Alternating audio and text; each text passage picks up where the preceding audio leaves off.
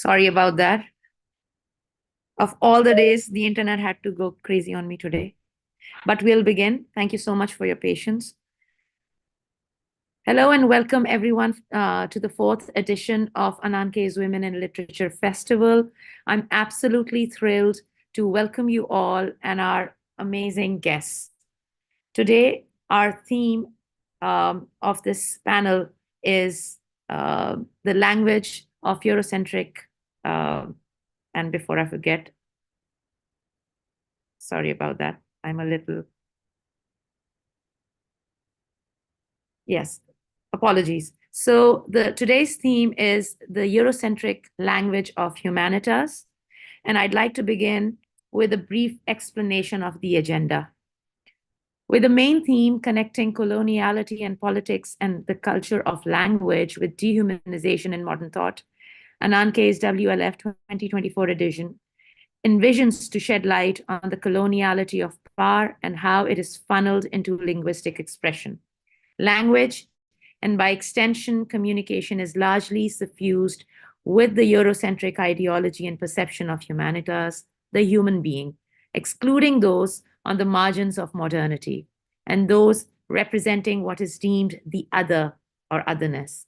As a consequence, this also gives rise to the question how this oppressive racialized exclusion creates pathways to dislocation, alienation, dehumanization, and subsequently annihilation. And with this, I'd love to introduce all my amazing panelists. We've got Tathagata Bhattacharya, May Al-Nakib, and Sasha Akhtar. So welcome, everyone.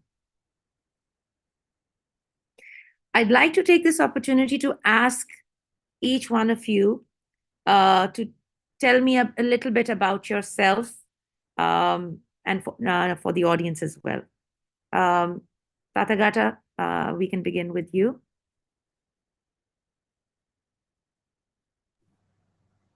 Yeah. Am I audible? Yes, you are. Yeah. So basically, I live in, I divide my time between three places actually, which is Delhi NCR, my hometown of Calcutta. And where I work nowadays mostly, it's in the Himalayas in the state of Uttarakhand.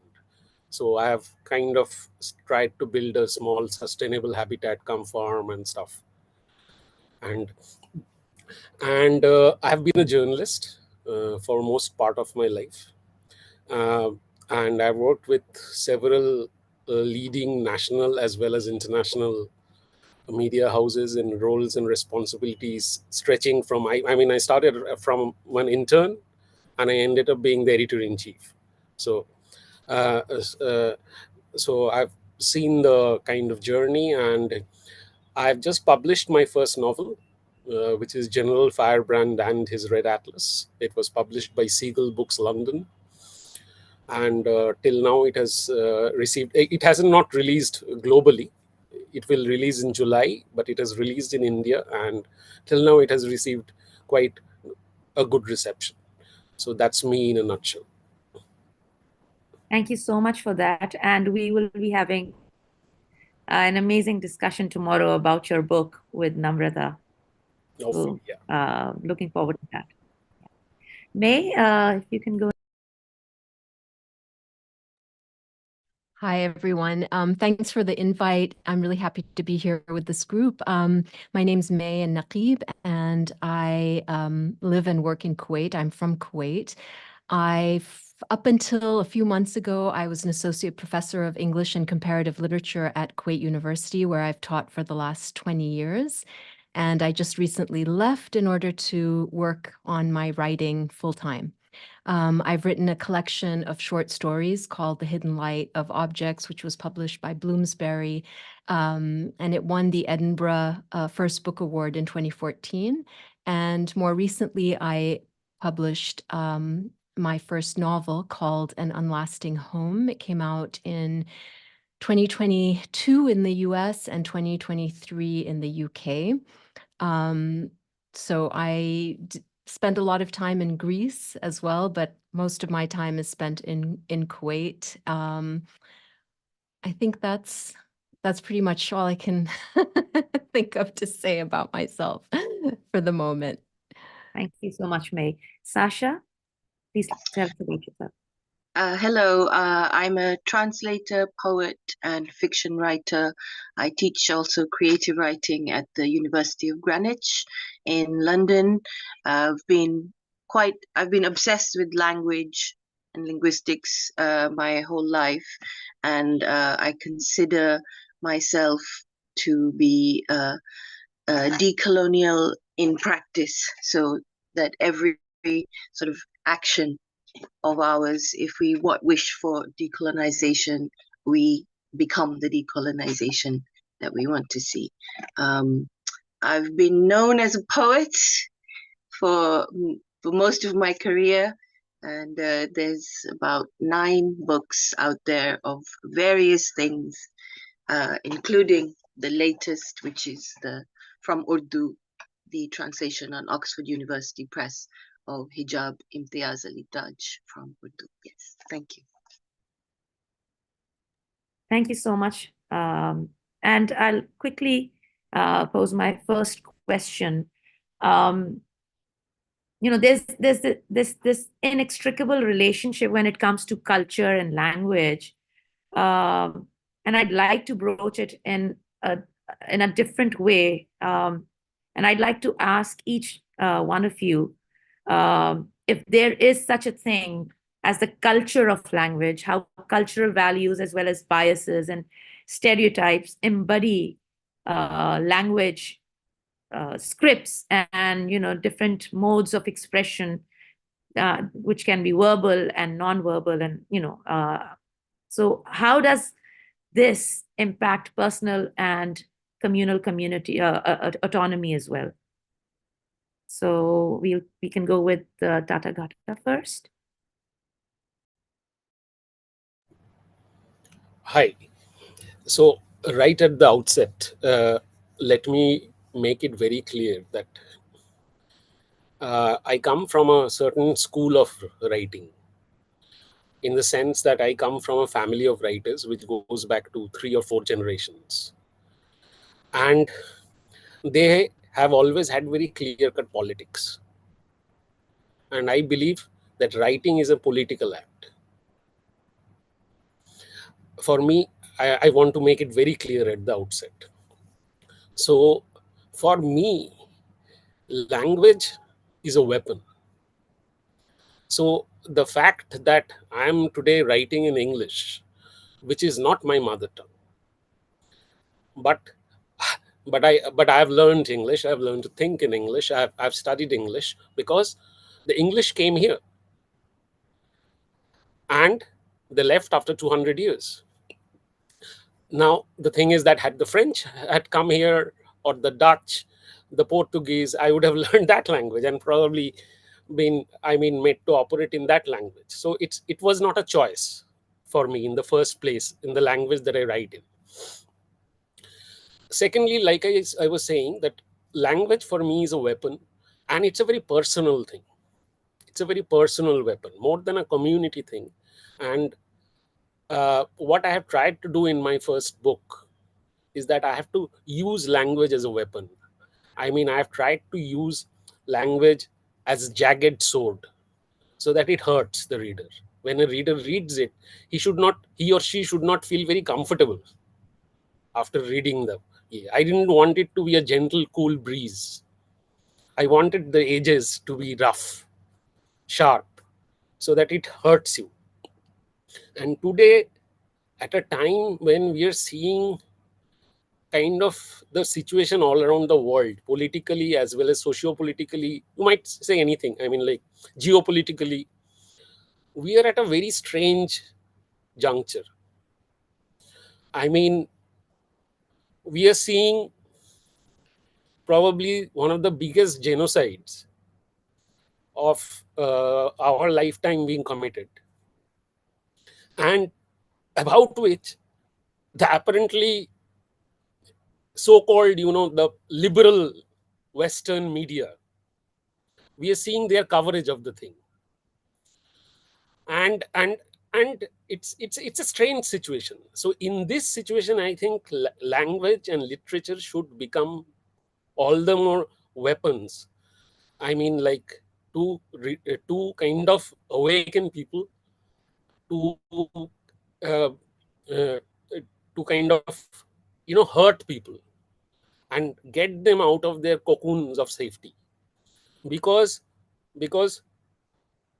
I come from a country which was colonized for 200 years, and I come specifically from a state where more than 3.5 million people died in the Bengal famine, because the grains, because it's not that there was a famine or a drought, because the grains were transported to Europe to fund the war efforts, so that the soldiers could be fed during the Second World War. So I cannot forget my history. When I am going to write in English, I am always going to make sure that I remember my roots. I remember my history. So I will make the English my own. I might not write like an Englishman. I need not. I need not. It's also my language. So that's all. Thank you. Thanks so much. Thank you so much for that. And it makes me go back to Thiongo's posit. Well, he's talking about dismembering and remembering and all. But, I like the way you say that you are, it's a weapon that we can use as the colonized, as the oppressed. So that's beautifully put. May, if you can share your thoughts. Yeah, so I mean, when we think about language in relation to culture, the two are inextricably bound, and language is ideologically loaded. So, and this is true no matter what language you inhabit, whether it's a colonized language or an indigenous language, it has to do with what culture or cultures you're a part of. So the ideologies of language and its culture affect us. They shape us, they turn us into who we are, what we believe, how we see the world, all of that. And part of the process of being human, and here I'm thinking of what Edward Said has said about this, and Said builds on Gramsci, is really to take an inventory of the traces of these effects, of the effects that ideology and culture and language have on us, and then to understand those and to critically assess their worldly value. This process of taking an inventory of the traces that make us who we are involves recognition and also assessment. And then the next step, one hopes, would be effectuating resistance, so sort of toward achieving broader justice, which I think ties into what Tathagata had just mentioned, using language in certain ways towards justice, towards egalitarianism.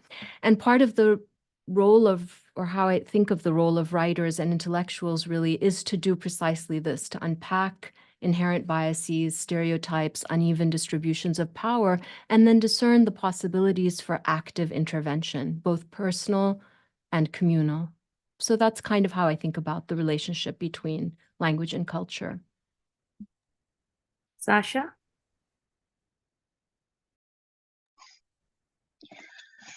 In the absence of the language of a particular specific culture, as we have seen, the cultural elements begin to dwindle and can begin to. So people need the language and the culture to be, because in colonization, these things are what are eroded. So the language is the first thing to sort of become influenced, what Tathagata was saying about the language of the colonials.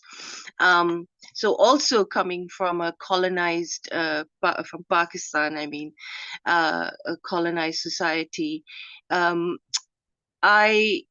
I've really struggled to regain the language of my culture because of these colonial actions. And as a result, that can lead us to feel like outsiders within our own culture. However, this fantastic idea of language as a weapon, this is the post-colonial sort of way forward, is that we have I call it, it's a appropriation. We have appropriated the language, we have made it our own, and now there is another culture being created. You see, maybe the what some people call the third culture, and within that there is struggle and there is revolution and there is a fight back, which I think what happens, because at the moment I live in the UK and I find it very difficult to contend with the mainstream sort of syllabuses of the way that English is taught still to this day. I have a child here, and the way the colonizers education is still being passed down is it's astounding. You still the same six dead white male poets still. So definitely other cultures are then not allowed to be even known about. So the erasure begins, with the language. Erasure begins with the language. So the immigrants, in the 80s being told, oh, you have to speak English even in the home, even in the home. And so at the moment, what I am engaged with in my activism is sort of returning this to the diaspora, returning this sense of culture via language by creating, events and providing our archive back to us. So yes, definitely the connection is quite tangible. I'm reminded of that series, Mind Your Language, where this this white teacher is teaching, a diverse set of group proper English. And I'm also, in one of the sessions, Hamad Rind, he's a translator and author, and he's a linguist as well. He speaks Persian, and he's learned Sanskrit and Urdu and Punjabi and Balochi and other languages as well. And he was talking about a tweet by Musab Abu Toha, who's a Palestinian poet, where he's saying that I have stopped writing in Arabic, poetry in Arabic, and I'm writing in English. And going back to Tathagata's,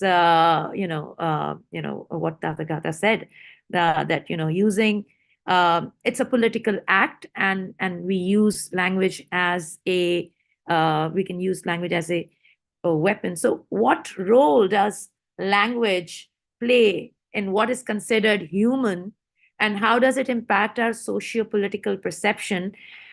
And I say this with the context of these messages, subhuman, and all these messages that we have seen on in social media post October 7. So Tathagata, you can go first.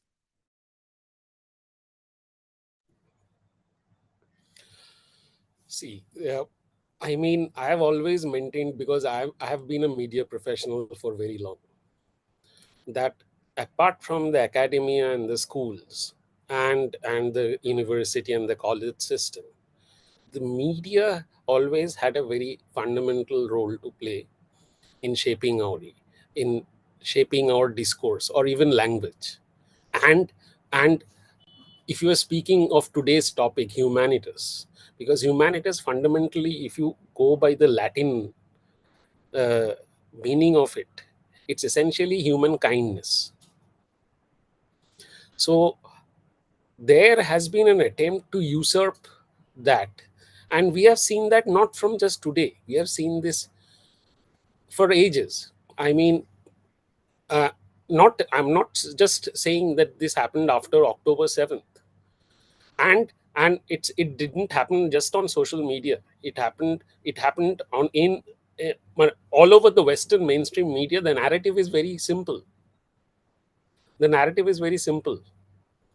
And you have politicians and leaders of states defending a blatant act of genocide, where heads of state have come and openly said that these people are subhumans. They don't deserve to live. I mean, that's what the case of South Africa in ICJ is all about. It rests on, because genocide also needs to be backed up by intent. They're also making their intent clear. There is nothing hidden. But still, you see such an apologetic tone all over the media, and a part of it obviously filters down to the social media. And also, these social media mughals, these are also the new,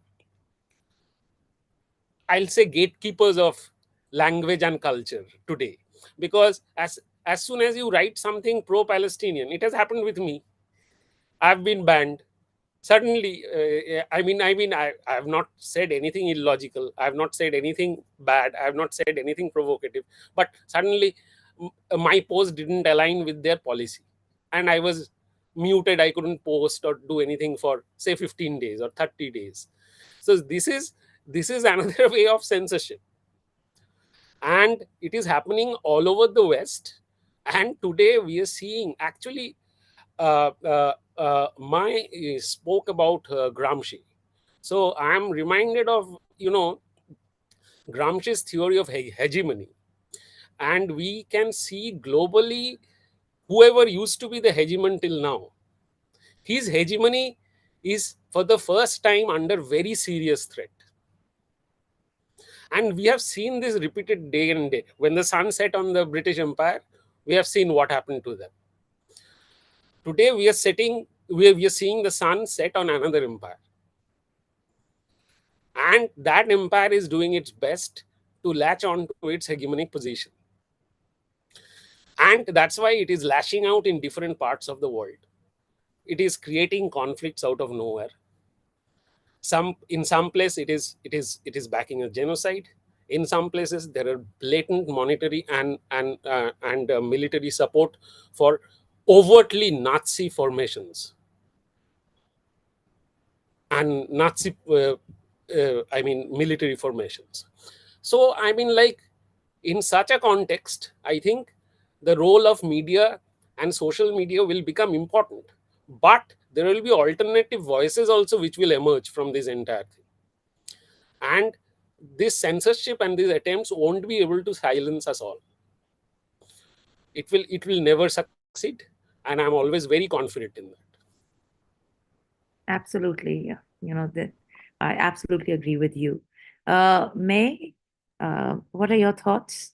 Yeah, I'm going to pick up a little bit on what was just said about, the idea of humanitas, since it's in the title of our discussion, and we're thinking in terms of how the language of humanitas has been European. I mean, the origin of the word itself, if we go back to its Latin root, and the roots of the root of where all of these words derive from, human, humanity, humanitarianism, come out of this history, right? Which is not to say that other civilizations and cultures don't have a concept of the human, but it's not the one that has been used to spread global understandings of who's inside the circle of humanity and who's outside that circle. That has been European, right? With tracing its origins all the way back to antiquity, where the Romans were those who belonged and the barbarians were on the outside.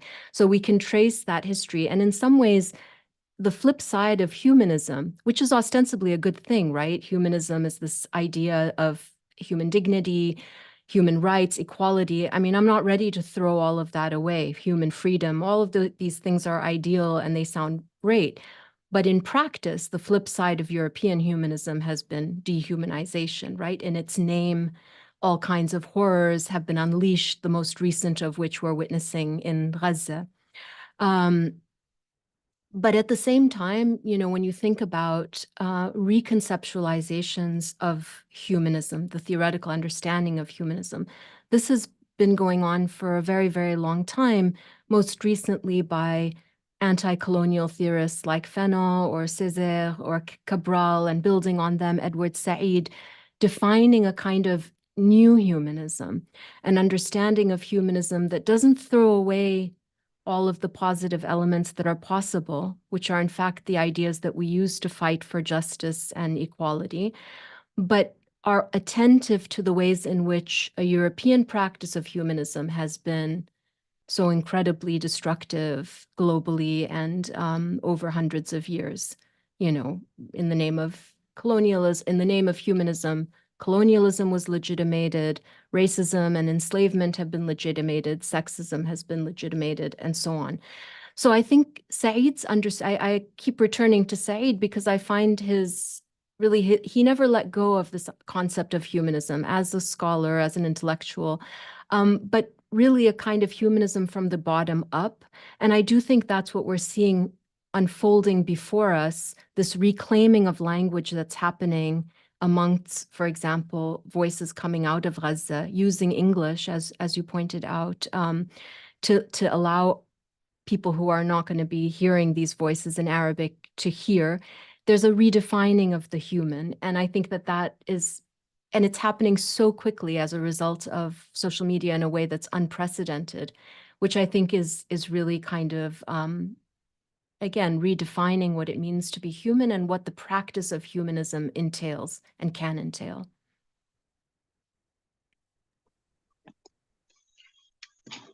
Yes, True, very true. sorry. Yes, excellent. Thank you from the other panelists. Just really a lot of food for thought.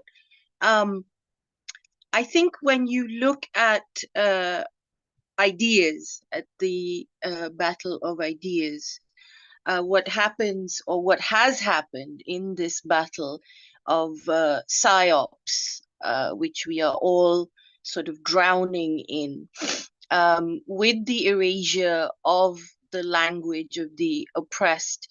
It's not just the surface of the language; it's an epistemicide. It's the genocide is of ideas as well, and this is actually what we've been laboring under since the colonizers have been rampant all over the world, because the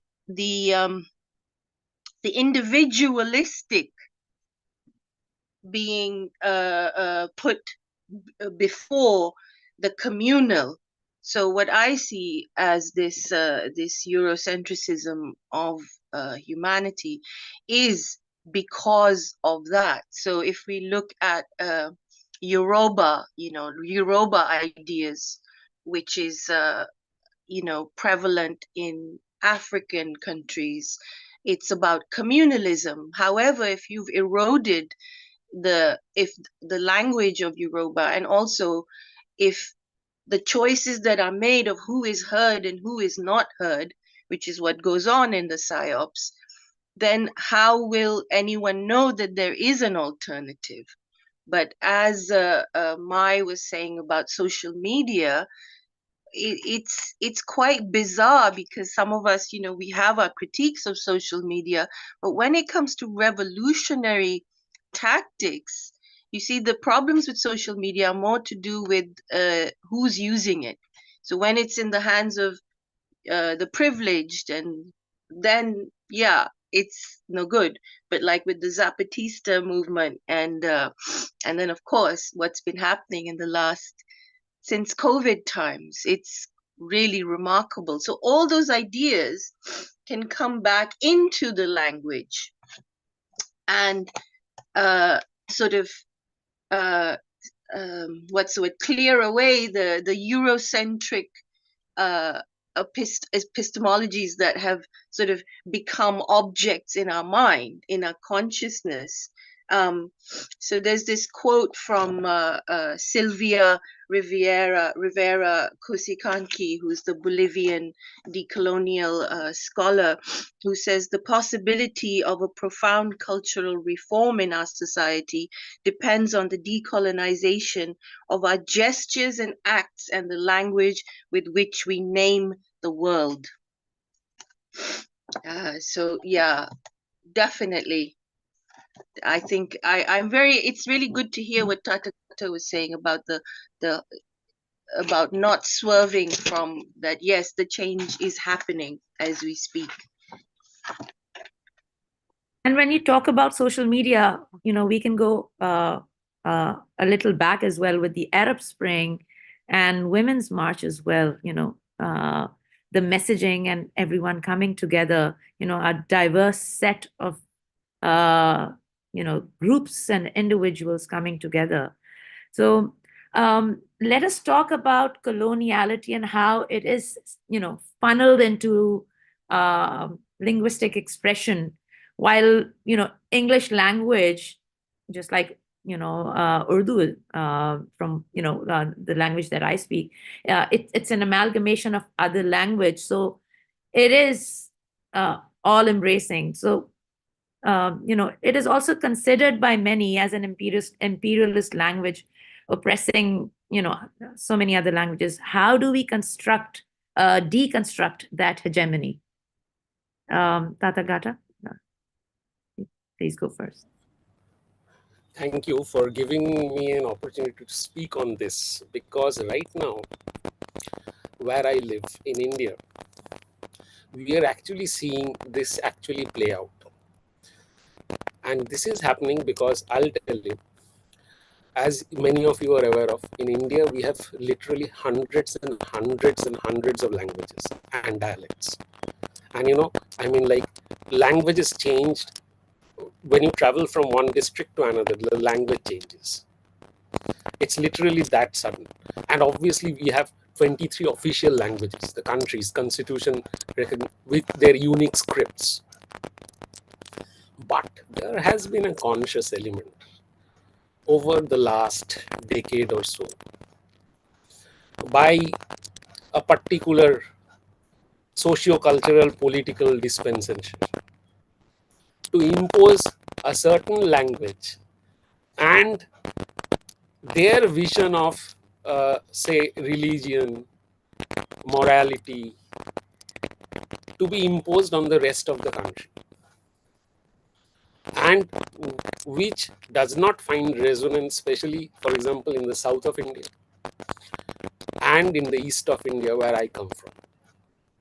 Because we are extremely, you might call us, Indians are, by nature, we are multilingual people. So are you from Pakistan. It's basically, we are from the same piece of land. So essentially, every, I think, Indian or Pakistani speaks 3-4 languages, understands 3-4 languages naturally. And the thing is that this attempt to impose, like how I was talking about hegemony. So again, there is an attempt being made by those who might be in political power today to impose a certain. I'll be very frankly. There in India, the attempt to impose Hindi on the rest of the country, and along with it, its cultural nuances. It is very rampant. For example, I might not be a ritualistic follower or anything like that, but by birth I am a Hindu.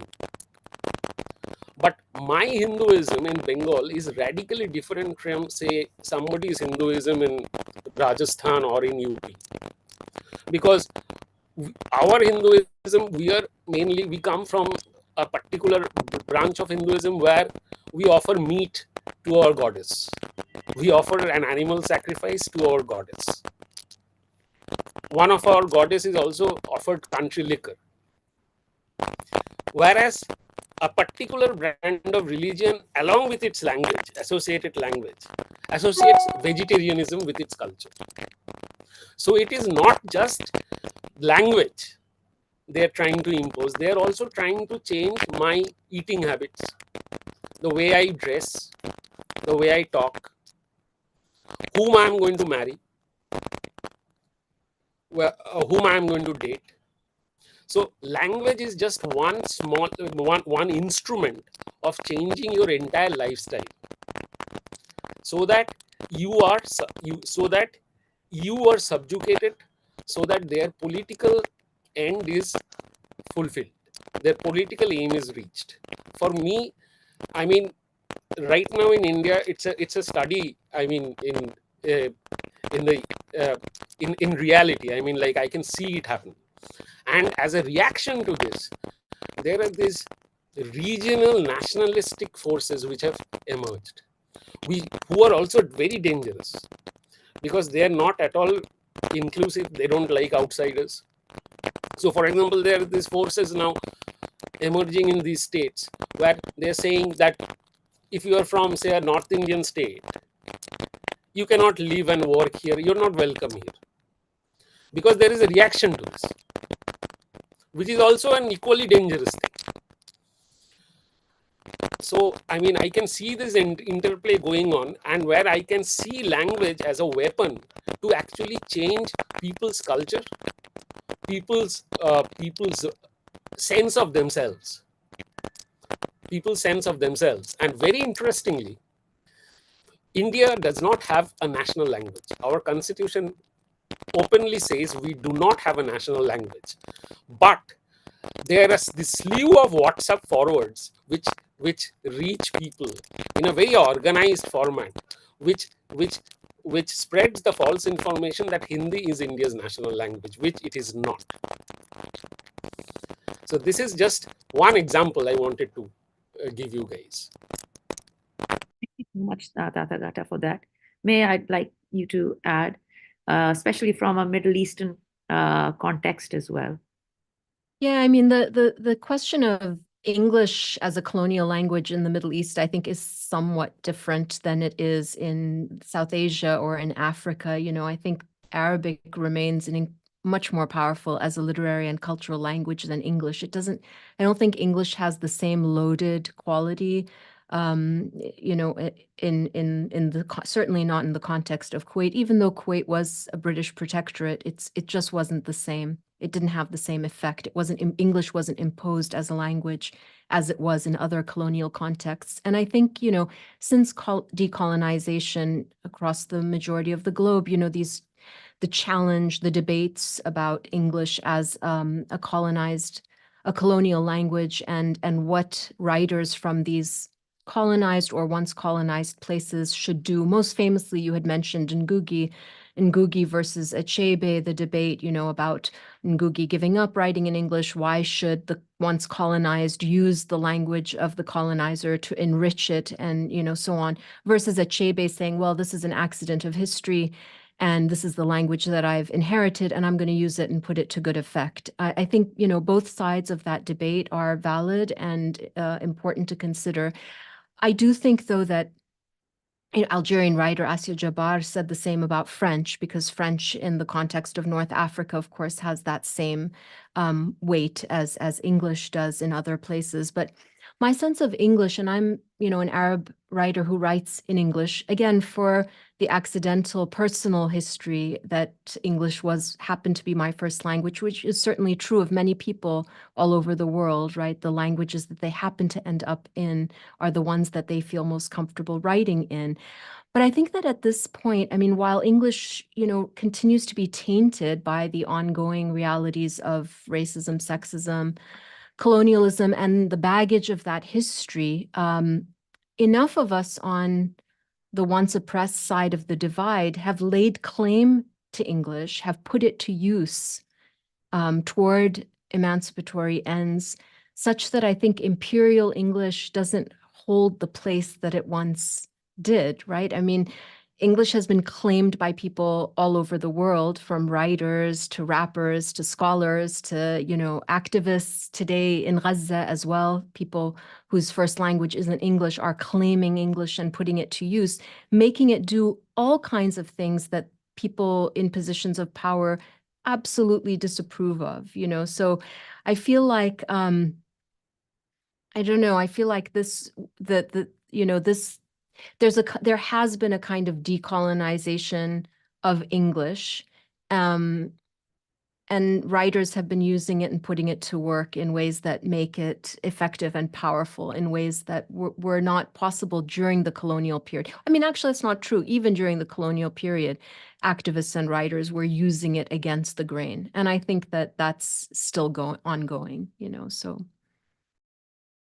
Absolutely. The tables are turning. Sasha?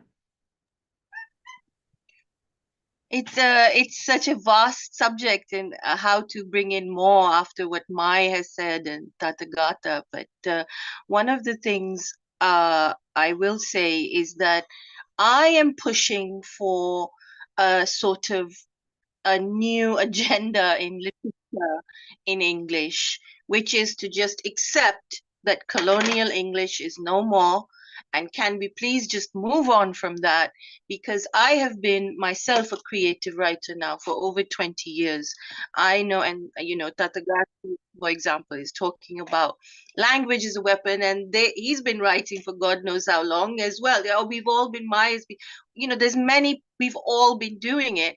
And it is, so if you think of language in the body, language is very much related to the body. And if we take out the violence of the colonizer from the language, if we have a practice that is to create a non-violent anti-colonial thought, so epistemologies, but we are using this language and we have used it in our own way, then we have been fashioning weapons where the greatest battle is the battle of ideas. So as you know, as I teach English creative well, I say English, but I teach creative writing in university at the university level. And I go in and I ask every student, what languages are in your home? What languages do your parents speak? What languages? And I ask them to bring all of that in, because we can no longer keep pushing this agenda in literature, you know. And a lot of my students, still, it's 2024, we've been talking about decolonial practices for ages, we've been thinking about it, and yet my students are just, they're blown away when I say that to them. And they say, oh, you know, this teacher said to me, oh, you know, you're in England now, and all that kind of malarkey. And I'm just shocked. I know I shouldn't be, but I am. I'm like, so you must speak only the English, and you mustn't bring only, you know, your culture, your thinking, because once they start bringing their thinking in, that's when we decolonize the language. So 100%, I no longer accept this notion of English as it's not. Go pick up books from anyone in any of the former colonized, you know, plethora of writers who have all made the colonizers' language something, a third space where we can, you know, yeah, evolve, grow, revolt. And just a quick note also on French. I mean, look what Aimé Césaire did with French. You know, Aimé Césaire took thinking to a whole other level in French and made the French his own as well. So yes, 100%. Let's push for this, please, to be teaching in English from writers all over the world. These agendas need to just, yeah, be gone from the teaching of English. That only a white man can be the English is only spoken by a white man. No. Absolutely, absolutely. So we're just nearing the end of our session, unfortunately, because this is such an immense conversation and so energizing. So my last question is, othering or being othered through language, that of the colonized and the colonizer, the oppressor and the oppressed, it creates pathways to dislocation, to alienation, dehumanization that we've seen in the recent, well, we've seen it over the years, not the recent past, but the recent past is, again, a reminder of what we, especially from the global south, experience. And, how can or how should we, or how should identities be negotiated, especially in a polarized environment where one group is furthering or perpetuating marginality of the other. Tathagata, please go first. Yeah, hi. I think first thing, I'm speaking from a very I'm speaking very subjectively here. And so first of all, we must all acknowledge our differences first, that we are not the same. We are not the same because our lived experience is not the same. Because the language that we regularly interact in, apart from the language, look, for example, in my case, I mean, my first language and my mother tongue happens to be Bengali. And I've been writing extensively in Bengali. So it's not that I write just in English. And in fact, since 2003, me and my dad and my grandmom, we bring out a Bengali magazine, a literary magazine, and we have started a publishing house ever since 2006, which is dedicated to literature translated from other languages into Bengali, specifically other languages of the subcontinent. And we have published extensive number of books from Urdu to Bengali as well. And so this is just an example. So what I am thinking is that first of all, we have to recognize that our lived experience is very different. For example, I mean, so the way I'm going to write my English is never going to be the same as somebody who is, say, who is living uh, at Brighton by the sea. Like the way he sees life and the way I see life, because I live in a city of over 30 million people. My lived experience is very different. It is it is it is a it is a chaotic city. It has its beautiful sides, but it has its ugly sides. It has its very, very dark underbellies. My experience is not as sanitized as someone's in the first world. And even in the first world, there are cities which have very dark underbellies. It's another thing that people don't venture much into there. But the thing is that my lived experience makes me unique. Similarly, somebody's lived experience in Mexico City will make his experience very unique. It is also a great city. It is also a very chaotic city. For example, somebody's lived experience in Tehran is going to be something altogether very different. These are organically developed cities. These are not manicured artificial cities.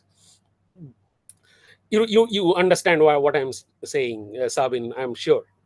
I mean, like, these cities grew up very, Absolutely. Yeah. yeah, organically. And these countries also have these complex histories. And so we first have to understand that none of us are the same, but we have to respect each other. We have to respect each other. Because we have to respect each other's experiences. See, when I read world literature, why do I read Russian literature? What does it have common with where what I do, where I live, what I experience? Or why do I read Turkish literature? Why do I love Yesar Kemal, for example? Why do I like why do I read Borges or a Fuentes, or why? Because I want to also see other countries, other cultures through. I want to experience as much as I can, right? I mean, like, and so the point is that I think we should have an open mind when it comes to appreciating literature. That yeah, it it might come as something very shocking to someone somewhere, but that is also an intended effect of of writing and literature. Literature for me, again and again, I want to. It is not a thing of comfort for me. It should be. It should be an element. Literature is an element of discomfort.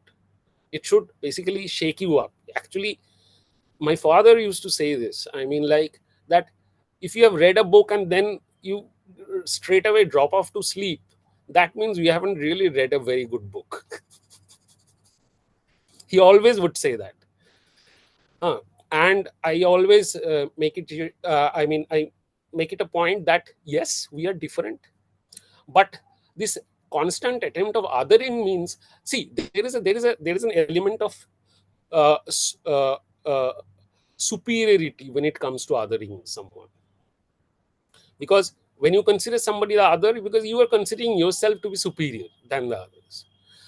First of all, nothing that like that exists in this world. I think the modern world, a lot of people, even in in the hegemonic system, they understand that that is not how the world works anymore. And the thing is that slowly and slowly that will filter through literature, that will filter through the world, that everybody is different, but everybody has an equal right to exist in this world in his own way. And I also think this right of humanitas should not just address human beings, because I see a very definitive trend in this anthropocentric view, in our Absolutely, anthropocentric view absolutely. of Yeah, the world, yeah, that we have taken for granted that this earth is for us, for exactly, humankind to live. So we exactly. will go and deforest as much land. Yeah, We don't care where those species, as if those species don't have a right to exist, true. as if the wildlife, and because of us, we'll do whatever we want. We'll make dams, we'll create ugly skyscrapers, we'll cut forests because we need the timber, and they will all suffer. That view also needs to be Yeah, changed, that they also have a right to exist. The absolutely, birds and the absolutely. bees, the insects, everybody has a right to exist on this earth, and nobody has given man or human beings the god-given right of being the primary one. Okay, so Absolutely. not much to add after that, I think. Are we done or? Please, I'd love to hear from both you and May. Okay, I was just paying attention to the time. I'm not sure if the session needs to end at 4:10 or Yeah, but please go ahead. We'll take 2 we have a minutes. few minutes. Okay. I guess not really much to add after that, but I do think that you Sasha mentioned Aimé Césaire and Edward Said have really pointed out how dehumanization, what ends up happening when you use humanism in this dehumanizing way, you're not only dehumanizing the colonized or racialized other, you're dehumanizing the European self, or whichever self is being prioritized.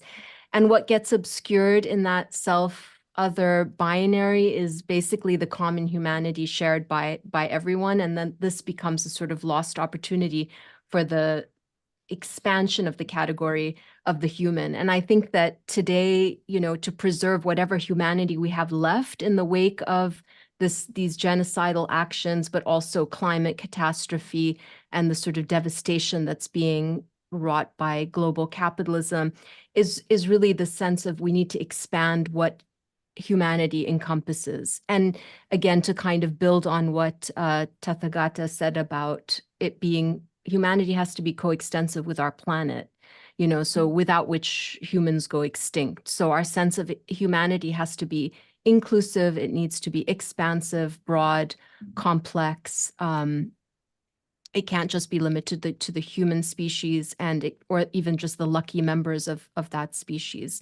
So all humans, all animals, all plants, all, the living and non-living elements of our planet. And so humanitas can't really continue to be Eurocentric, nor, as you said, anthropocentric. But if we have a kind of critical humanism that we want to work on, that can allow us to change the language and practice of humanitas towards, we hope, a more just and egalitarian present and hopefully future. So that's what I've been thinking about. So if I just have a few moments and I just can say one thing, the thing I want to say is that I know that many of all our panelists, writers, they're already engaged in these practices. But for writers, for readers, I would urge you, building on both Tathagata and Mai's thoughts, to, if someone tells you a language is dying or is dead, go and seek out every document and archive of anything that was ever written in that language. We don't need to accept things are dead or dying, because we can revive them. Please do not just read what is prescribed to you in English. By question everyone. Don't, teachers, whatever, they can all, you question them as well. Why are you teaching this? But why is this important? And as Tathagata was saying, if a girl who grew up in Pakistan had this approach, and nobody taught me that, to seek out every literature in every language, in order to expand my own sort of consciousness, then everyone can do it. And that is, again, in this battle of ideas, that is how we are going to win the decolonization of language and push for this sort of a new paradigm of English language, where all the Englishes are part of the conversation.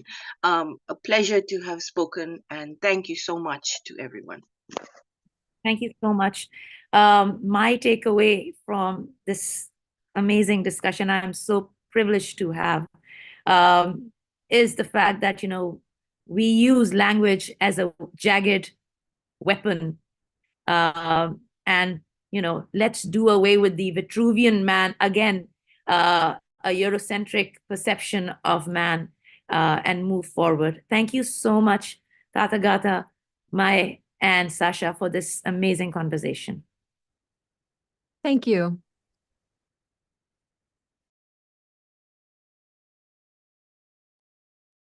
Stay tuned for our next session, which will happen in about 1 to 2 minutes.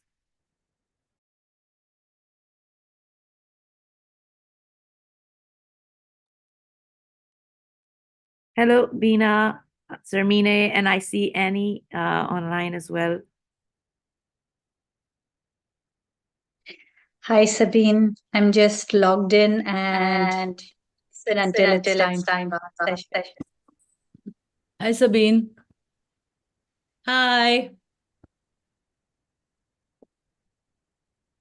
You see, whatever, I have the book and the Ananke thing at the back. Back. Thank you. Thank you so much for that. I have the book over there. So we are live, we're live streaming on YouTube, and we will begin as soon as. So, sorry, Sabine, I just wanted to ask you that I'm going to do it like that so you can see my asthma poster. Or should I put it up higher? Is that okay? Put it up higher, Beans. Okay. Put it on a table or something. So, हमारा सबीन जो सपन का session था, it doesn't seem to be in your lineup anywhere. No, it's on the 3rd day. It's tomorrow. So I asked Mandir, so I found the PDFs, by the way, really confusing, huh? We're live, by the way, Bina. Oh, sorry. Yes. Okay. Okay.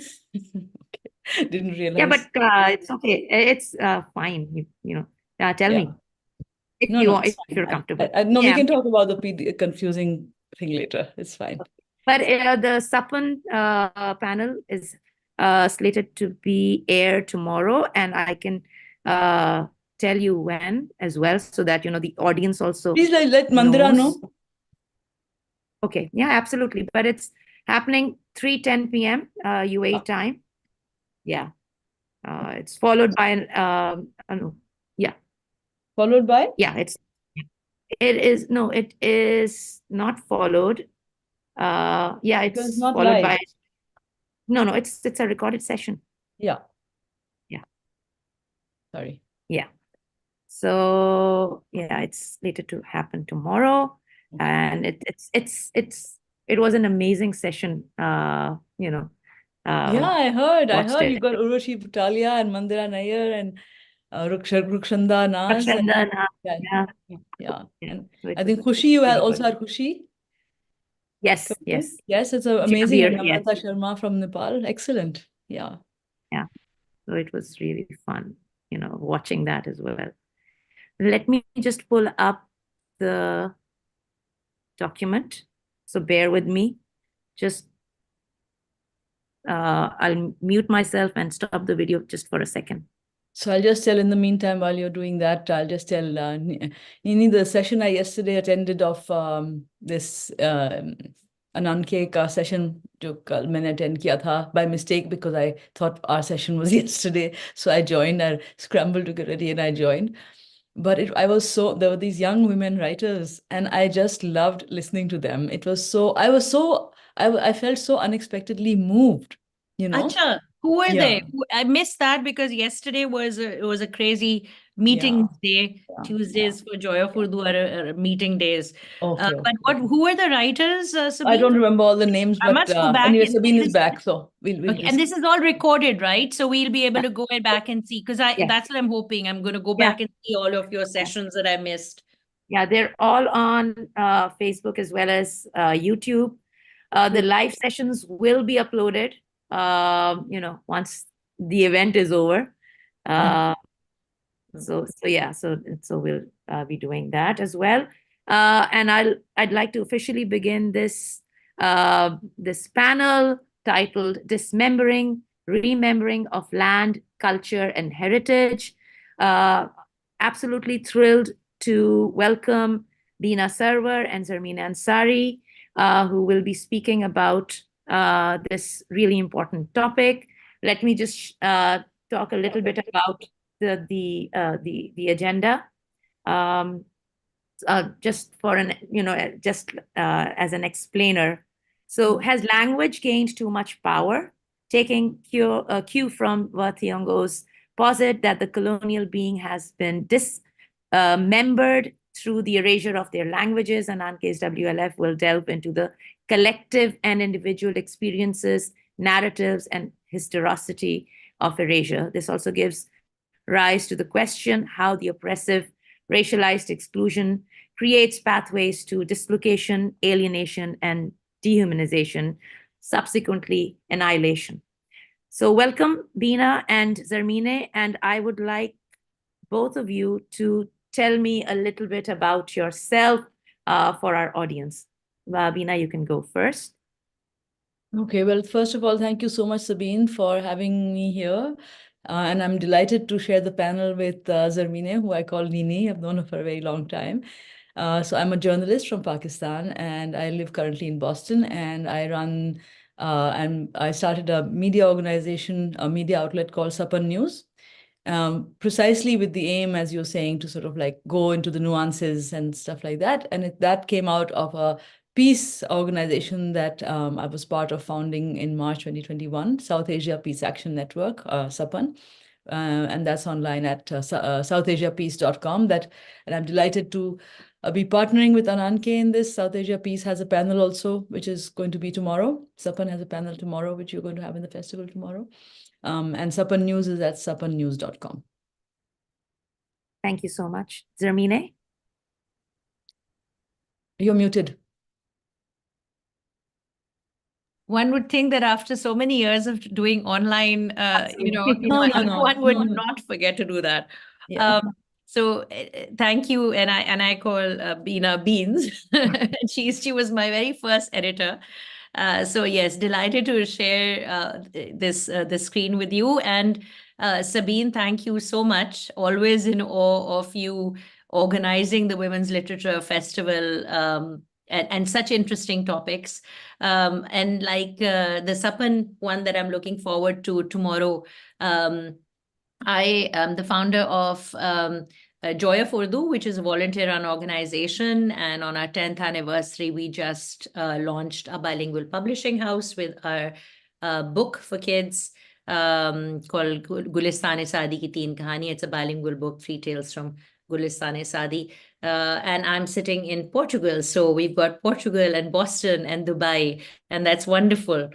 And thank you for including us. We have a session tomorrow with you as well about that book. A pleasure, a pleasure. And I'll go straight to the question, that has been, and that is our festival agenda, which is, has language gained too much power? Beena, we'll start with you. Language, that's what distinguishes us from animals, right? In the sense that animals all have their own language, but I think probably human beings, we think that ours is the most evolved and complex. I don't know. Maybe the other species have their own evolved and complex languages we don't know. But our language that allows us to communicate, and which has become weaponized, particularly in the age of social media. But at the same time, those very tools that are weaponized and used to create the vitriol and the bigotry and the hatred and the hyper-nationalism and the hyper-religiosity narratives we also use them to our advantage. We communicate through them. We organize through them as well. And I just want to say one thing. I'll just quote, I've quoted this many times, but Maria Ressa, the Filipina journalist, Nobel winner, she calls the social media narrative astroturf. It's fake grass, it's a fake reality. So the reality on the ground is actually very different. The language on the ground, when we meet face to face, our language, our communications are very different than from when we communicate on an electronic platform. Zarmeena? Yes, I think that this is such an interesting topic. You can look at it from so many different ways. I don't think language has become too powerful. Language has always been powerful, and it has always been used for different purposes, whether it was, I think in your previous session, you were talking about the other, but it is also a very useful tool, because when you have a word that describes something, you are able to immediately understand an entire theory and concept behind it. So there's a movie, Gaslight, right? The Bergman film. And the day, this became part of the popular lingo, gaslighting, you immediately were able to define and kind of mark situations where gaslighting was taking place, whether it was on a personal level or whether it was happening on an international politics level. So language cannot, I think, be too powerful. It should be powerful, and it always has been powerful. The second point, if I can quickly mention, is that what we do at Joy of Urdu, which is different from politics, but is related in some ways to that, is that we try to make Urdu accessible by using English. So that was the weird idea that kind of sort of succeeded, I guess, in some ways. So for people like me, like our kids who live in diaspora, and the reason we had to do that is because language became a status. So it was always powerful, whether it was My Fair Lady, and how she has to change her way of speaking in Pygmalion or in My Fair Lady to become part of the upper class, or whether what kind of language you spoke and had access to defined your socioeconomic status in the subcontinent. And the final part, how you are going to be perceived if you pronounce Hindustani the way it was pronounced in the 70s by famous film stars and by Lata ji, and Marathi speakers and South Indians like Rekha, who pronounce the guttural sounds of Urdu perfectly. And now it's become ghettoized, and even the Muslims who could speak it make sure that they don't use these pronunciations when they are in public, because they will be immediately put into a certain category and possibly, most probably, become victims of bigotry and racism in India as well currently. So, yeah. That's a really interesting point. Yeah. Please go ahead, Veena. No, I was just saying that's a really, really interesting point. You're right, Nini, that you like really brought it up in a very interesting way. And like it's not just this, it's just not just South Asia, right? Everywhere, it's how you speak. It's part of identity politics. It becomes. Absolutely. So it's not just language. It's not just the words. It's how you speak them. You know, and once you and then it's about code switching, as they call it in America. Like, you know, my daughter tells me that when I speak to Pakistanis, my accent becomes more Pakistani. And when I'm in the States, I speak in a more Americanized way. I mean, I don't notice that, but, you know, that's because it's about trying to fit in, I suppose, what you said, like the Muslims in India, or even not just Muslims. And the interesting thing is I'm coming across so many non-Muslims who are into learning Urdu, because it's kind of like language doesn't have a religion. Urdu is not Muslim and Hindi is not Hindu, you know. These are languages, they are means of communication. So why should they be, you know, they know that famous mat bato insan ko, so mat bato zaban ko also. You know, let it be cross border, let it be cross cultural, let people have multiple languages. Why should they be forced to stick to one or the other? But that's part of the agenda of homogenization that we see in many societies right now, where there is this attempt to homogenize and, you know, make it one. And that's what we are doing at South Asia Peace at SAPAN, is that we are asserting the beauty of multiple identities, of diversity, unity in diversity, to recognize the different, you know, identities and the different languages and cultures. And in fact, this coming Sunday, we have an event on the last Sunday of every month. As you both know, you're both endorsers of the SAPAN Charter, and so are your organizations. And now we actually have 82 organizations that have endorsed it, or maybe more by now. And this is all without any marketing. But point being that we're all coming together on a single platform of humanity and upholding human dignity, which means that you cut across this whole binaryism of language is, you know, this language belongs to this religious community, that language belongs to that religious community. So on Sunday, our event is actually by the youth, of the youth, and for the youth, and it's about South Asian identity, convergences and divergences.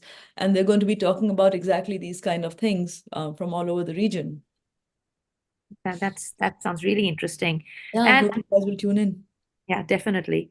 And I'll go back to what you said earlier, Veena, about Maria Ressa saying social media is an astroturf. It creates astroturf. Yeah. Yeah. So you know, it's and it's fake and it's plastic. But at the same time, you know, the generations like my son and the generations that are now coming forth, for them, that is the reality. That's one thing. The other thing is, you know, the kind of, you know, the fake.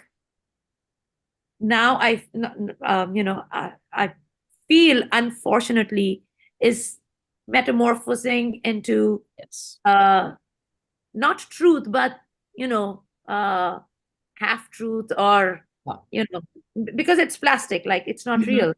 And, you know, and at the same time, we have the consumers who consume this content. They are savvier, yes.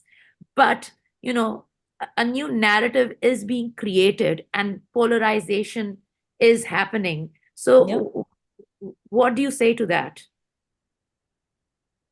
Me or Nini? Both of you. So Zarmeena, you go first. No, Beena, this is relates to your entire sort of journalism, and I think you should answer that. The polarization of language, definitely. So yes, you're absolutely right. It does kind of it kind of gets into like the reality, the fake reality feeds the reality. So what Maria Ressa said, and we've seen this happening in other societies, including our own, including all over South Asia, not just Pakistan, but all over South Asia, that there's a social media campaign against someone, fake, completely fake, fake accusations of something or the other. And then there's a whole support drummed up for that campaign, for that very negative campaign. And then you have, the police, somebody goes and files a FIR, first information report, and you find that person being actually arrested and charged with those kind of totally fake charges. And Maria Ressa said that that's happening in the Philippines as well. And so she has faced many of these charges herself, and she's been in court for like the last few years. She was actually facing charges when she got the Nobel Award. So it does gel together. And by the way, Sabine, your son is too young to be using social media. I saw him that day. It was a chota sa hai. No, that's the 6-year-old. I have a 16-year-old as well. Oh, okay. Yeah. 16 will, of course, use it. But yeah, you can't stop it. So I have a kind of a idea that I think that since everybody is using social media, well, not everybody, but whoever has access to a smartphone and internet and whatever, and also everybody is playing the role of a journalist in a way. So there are a lot of citizen journalists around. So you have people bearing witness, you have people, sharing information. And one of my students, because I teach journalism here in Boston, and one of my students said after a discussion on ethics and responsibility once, she said, everybody should think like a journalist. So what does that mean? That means that you use language in a very circumspect way. You don't finger point, you don't blame, you observe. And what you said earlier, Nini, about descriptiveness, that stuck with me, because that's what we have to do, is to be descriptive, observant. Don't inject your feelings and opinions into that. I mean, yes, opinion pieces are different. I'm talking about journalistic writing, and I'm talking about social media. So stop injecting your opinion everywhere. Verify everything that you share at least twice from different sources. And you're both journalists, you both have worked in journalism, so you know this. So, and we are all guilty of it. I'm guilty of it, where you come across something that is outrageous and you have a knee-jerk reaction. So to be self-reflexive and aware, and when something you see that pops up in your feed that you have a knee-jerk reaction to, not simply get into outrage mode and go forward. Oh my God. Pause, breathe, stop, go check it out, verify it from 2 different sources. And then when you post it, for goodness sake, add a line of context. So the 3 things that I say to my journalism students is process, context, and long view. Like, we don't want a laundry list of this happened. Oh my God, this happened. Why did it happen? How did it happen? Who's behind it? What's being done about it? Sometimes there are things being forward about some horrible thing that happened, but they don't tell you that after that, the police got into action and arrested the culprits, and that the thing is being in court, and that, whatever so we are into this thing of outrage culture, outrage culture, cancel culture. And I think we have to step back. And what I'm proposing is that we have a very small charter of ethics and responsibility, that anybody who uses social media in whatever language they use it, they agree. And this is not binding. There's no policing. It's a self, this thing. But if we have these 3-4 points up, and I'm a signatory, and you're a signatory, and you're a signatory, then we are accountable. If we react in our WhatsApp posts or social media or whatever, then somebody who's following it will say, hey, you signed this thing, you endorsed this charter of ethics and responsibility for social media users, and you violated in this. And then you can say, oh yes, you're right, sorry, you're right, and you self-correct.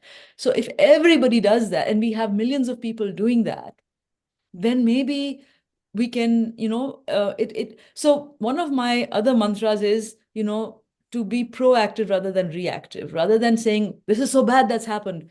Like, you can't change other people, you can't change them. So what are you doing? How can you model the behavior that you want? So like, for example, on social media, people who follow me know I never engage in slanging matches. I don't block people. If somebody's being totally abusive, I just ignore them or I mute them. I don't want to see it. Yes, I realize that it affects me mentally when somebody's abusive or says horrible things about me or my mother or whatever. But I have to remember that that's not my problem, that's their problem. And sometimes I'll reply and I'll say, I'm really sorry for your mother, who, that she obviously didn't do a very good job with you. I mean, I'll say that once in a while, but I try not to do that either, because that's very patronizing also. Yeah. So my next question, Zarmeena, for you is, talking about language. Has the coloniality and politics of language dehumanized modern thought? Can you rephrase that question? You're muted, Sabine. Sorry. So there's the language of the colonized and the colonizer, right? Right. So and language wields power, right? So when we're talking about coloniality, which is seeped in language, through messaging, through optics, has it dehumanized modern thought? I don't know about dehumanized. I think this is such a human thing, othering others is actually a very human thing. I don't think animals do it. So I don't know if it's dehumanizing or something, the lowest, basest form of humanity. But it is part of us. So, but if you mean that coloniality as in I'll talk about what I know, and even that is very limited. So disclaimer, because I'm no Urdu dan or oral linguist or a sociolinguist, but our advisors are. I mean, I'm an architect, but this is something that I'm very interested in the organization that I work with, the Joy of Urdu. So I can only talk within that particular context and the studies that we've looked into. And let's look at the socio-political implications of language in the subcontinent. So you have the term Urdu medium, right? And that immediately is that whole Pygmalion, My Fair Lady, slang Cockney reference to a lower socio-economic class. And what people often would say, if I can switch to Urdu for a second and, do that code switching, कि अंग्रेज चले गए लेकिन अंग्रेज ये छोड़ गए या हमें that we are still in a way mentally slaves, and that we are still under somehow their subjugation. And that's a very simplistic, and actually if you unwrap this statement, it makes no logical sense. But I did unwrap it in a research paper when I was in Cambridge and Boston. But what I found was not so much ke wo chale gaye but apna thought process chhod gaye, they left, but what did happen is that when you have something that is associated with power, okay, like in War and Peace, and the first half of the book is written in French, or because that is how the aristocracy spoke. They spoke in French. And they said, oh, Russian is the peasants' language. It's the serfs who speak it. And so it isn't just in the British imperial Raj of the subcontinent, where you are left with the people who spoke English and who studied that were people in power. Their children went to Chiefs College or King's, Chiefs College, which is now HSN, because the chiefs and the Maharajas and those guys there and the Nawabs, their kids went to schools like this to become good citizens of the British Empire. So there was they spoke English, right? So there's an aspirational thing about that when this language represents a certain socioeconomic class, people who do not belong to that socioeconomic class aspire to speak it to the detriment of their own regional language, for example, be it Punjabi, for example, they would definitely not want to speak that they would, Urdu is the next best thing, but they don't even want to speak that because there is a certain term that the elite are now using. In Boston, they say NOKD, not a kind dear. The Beacon Hill lot, they say NOKD. There's a joke about that. So there was this thing about Urdu medium, right? So that, okay, they did not belong to those elite colonial schools that we went to, and therefore they belong to the Urdu medium schools, therefore they belong to a different socioeconomic class. Now, this is before all the private schools and chains and all of that stuff. But that seeps into the way you perceive a language. And so one language gets to be the elite language, and the language of business, government, blah, blah, blah, and power. And the other language becomes, as in, Leo Tolstoy's Russia, the language of the serfs.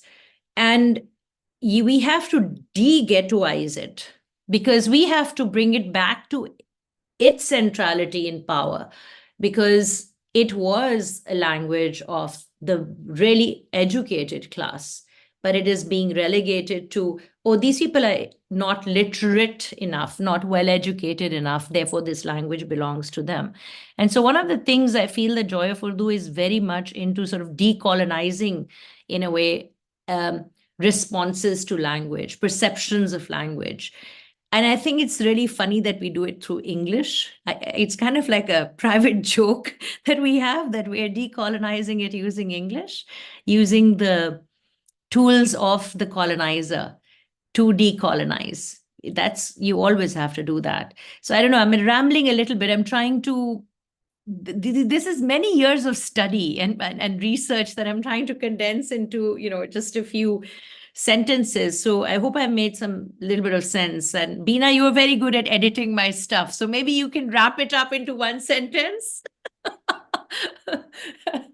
No, I think what you said about English being the language of power, that's something absolutely that is there. And I love that what you're doing, because that again is getting away from the binary, and to realize that, things aren't black and white.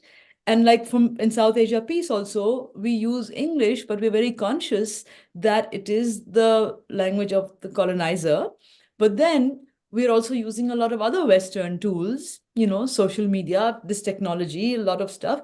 And when we have somebody who is not well versed in English or whatever, we can provide translation. We don't want to ever have somebody not speak because they're not fluent in English. And it is an aspirational language, but it is also the language, that's the only language that's understood throughout South Asia. Because, hum baat karte hain ke, oh, we're same people, same culture, same language. No, it's same culture, same people might be North India, Punjab, main heartland India, the Indo-Gangetic belt, the middle of it. But then you have Bengal, you have the South India. So what we're trying to do at SAPAN, at South Asia Peace, is we're trying to privilege the peripheries. I came up with this phrase, I think it's rather a nice one. And to break away from the hegemonic centers, not just the main capitals of all the countries, but also the hegemonic centers within each region. So to, to have this cross web of this web of people, or web of people who are and regions who are there. So I think that's and I like this cross thing of like getting away from the binary, like it's either this or that. No, it can be this and that, So I think that's a very exciting thing. Just to add to that, the thing about moving away from the binary, I think we've done an initiative with SAPAN, the hashtag Joy of Urdu Poetry of Resistance campaign, which we temporarily suspended because we were busy with the book launch, and now we're getting back to it. where we said, okay, yes, of course, we're Urdu based, of course, but we're bilingual at the same time. So, it can be in English. It could be an Arabic poem of Mahmoud Darwish that is translated into English. Somebody from Paris sent in a French poem by Edouard called Liberté. So we have different languages, and we did the same thing in one of our viral campaigns in the lockdown, Ghar Baithiye Kitabein Padhiye, where we did a whole regional language. I love this, by the way. Wonderful phrase, Bina, privileging the periphery. And so, this thing about when people were sending in poetry, somebody asked us, we know that you're doing, it's Urdu, but we would love to send in a beautiful poem in Shina, Brushaski, Sindhi, Punjabi, Wahi, whatever, different languages. And we said, go right ahead, Baluchi. And so we had people sending in poems in regional languages as well for our lockdown campaign, because we felt that we don't want to be too, stuck within this thing that it's only English and Urdu, right? So of course, it is Joy of Urdu. So we did give an Urdu context. So even if it's in English, we'll give an explanation in Urdu, or if it was in Sindhi, we'll kind of give a roundabout kind of, this is the context of the poem. And I agree, we have to move away from these binaries. And hegemonic centers. So my last question, unfortunately, we're near the end of our session. What role, subversive and otherwise, has the media, the academia, as well as individual, and they've played when it comes to the politics of language? Ina, you can go first. I mean, so the media, remember, media are not a monolith either, right? The journalists who contribute to the media, and now people who are like the social media people that as we started talking out, people who are participating in using social media to provide information. It's made up of millions and millions and millions of individuals. And it's not you can't say that the media do this or the media do that. Yes, some media do this, but even within those medias, like people are, pick on one or the other major media outlet and say, this media is behaving like this media is behaving like that. But within those media outlets also, there are people who are,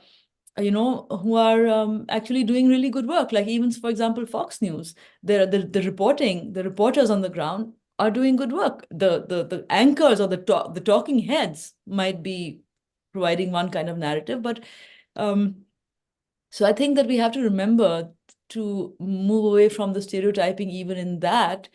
And I think that there was something I read a long time ago about training. When you train and it was about dolphins or animals or something like that. So you encourage the good behavior and you don't punish the bad. So that's a really good tactic. Like even in this case, so this whole call out culture and cancel culture and all, what it does is it only, amplifies the negative, because we are all like, oh, you said this and you said that, and how can you say this, and how can you I have to call you out on this. I have to call you. Okay, maybe you do. I mean, I'm not that convinced, but I'm not really sure what good that does. So strategically speaking, if we want to create a world, or we want to develop a better language of communication, if we want to improve how we're using language and communication, maybe that would be a good way to do it. And again, like I said, to model the behavior and to, instead of reacting to personalities and small things, like focus on issues, not personalities. And and present your narrative instead of just reacting to that. Fact check and correct things that are like blatantly untrue and false, for sure. But I mean, I think that to stop giving them so much attention, because this is like children. Okay, so that brings me to one other thing that I keep saying, which I'm saying is that this is more exhibits some adult behavior. Like get away from the reactivity and the name calling and the violence, because that is children, like we tell children, use your words, right? Yeah.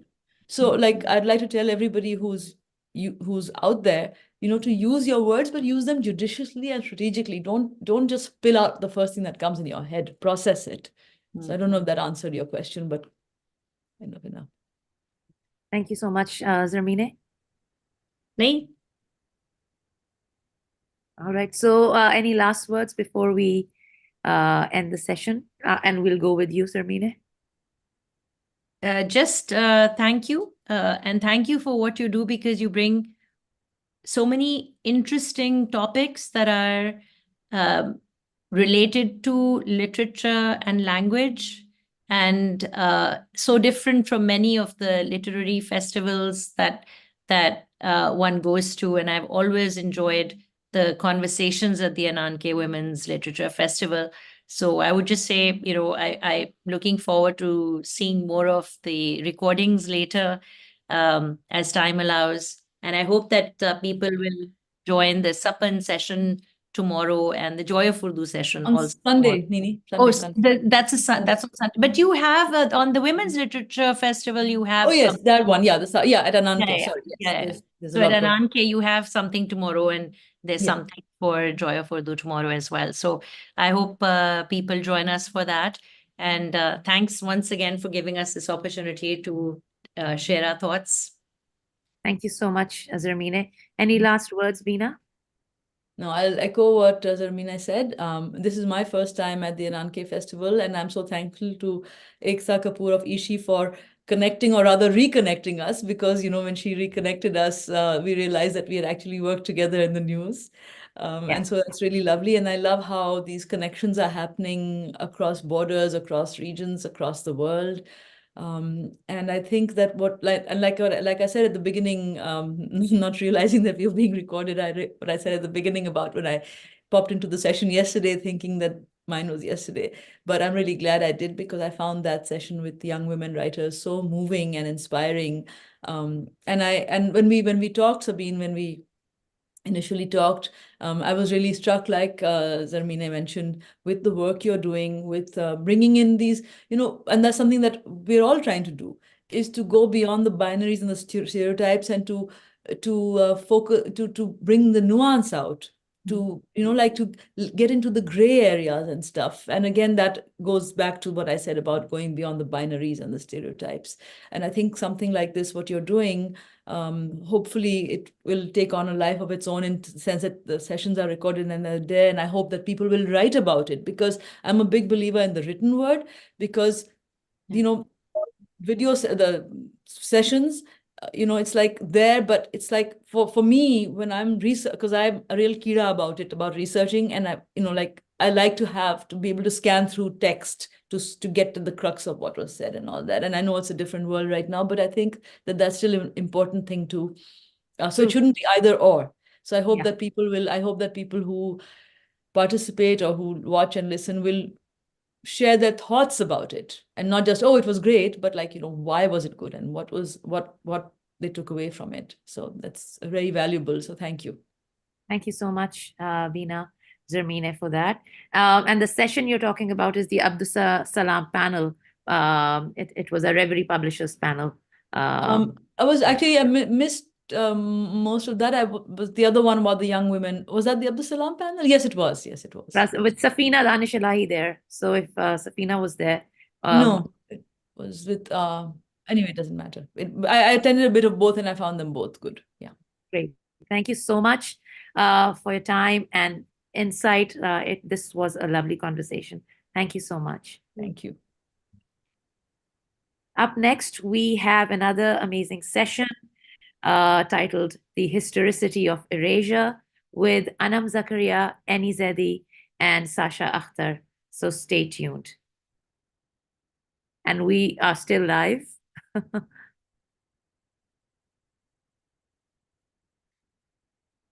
Hello, Annie. Hello, Anam. Oh, good.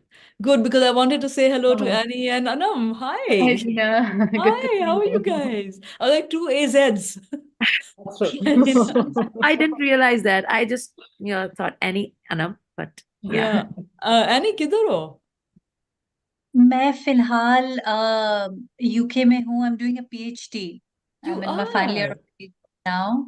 Not in London, but yeah, in Durham. Okay. So yeah, if you What's your ever come PhD to, in? very interesting topic actually. I'm having a lot of fun doing it. I'm looking at representations of witches in South Asian fiction. Oh my gosh. Okay. Yeah. Wonderful. And Anam, what are you doing? Haven't seen you in such a long time. I know. I'm in Toronto, just working, busy. Yeah. That's all. Yeah. Okay. Okay. Well, I'm really happy I stuck around because I was hoping the Sabine would stop recording so I could say hi to both of you. It's really Yeah, good to see it's you. been such a pleasure. I've been listening to you and बहुत साल हो गए. I mean, I'm getting to see your face and hear your voice after a long time. Very long time. I don't know if we actually ever met in person, Annie. We did very briefly, but that was when the other Sabine was still alive. If you remember, there was a social media conference in Oh, we met at that one. So, this Sabine, and she was also a Sabine M. Yes. Yeah. I actually wanted to say कि Joy of Urdu अब वो तो चली गई Nini because she had something else, but behind her I saw Sabine's photograph. And I was going to bring it up, but I forgot to mention that Joy of Urdu actually she had actually started with she had discussed it with Sabine. That's Sabine initially. So after Sabine died, she was like, I have to do this. So and it's Sabine Mahmood's anniversary as well, I think. Is it today? Today or tomorrow, Zarmine mentioned it. And because it's April and end of April. By the way, we are live on YouTube. Just letting you know. Okay, well, we haven't said anything that we don't want anybody to know. No. I just wanted to let you know. Thank you. Yeah. But it's not recording, but it's live on YouTube. Yes. Okay. Anyway, I'm going to peel off and let you guys have your session, but I'll just listen in. But Sabine, if you can share the link of the YouTube somewhere, then we can share that around as well. It's being shared everywhere. It's on our Twitter page, Facebook page as well, because it's one block. So the session with the session which was there before, it's a live link. So it's the same. So it's everywhere. It's on Insta. Are you going to break them up into smaller? Yes, absolutely, and upload them once the event is over. And I have more time to breathe. Yes. Then we'll be definitely, like we've always done in the past 3 years, we upload all the videos for posterity, so that everyone has access to it. That's the main thing. Great. Okay. Well, I'm looking forward to listening to this session, so I'll let you guys get on with it. Bye. Bye. Thank you so much. Just give me a minute. I'll put my phone on silent.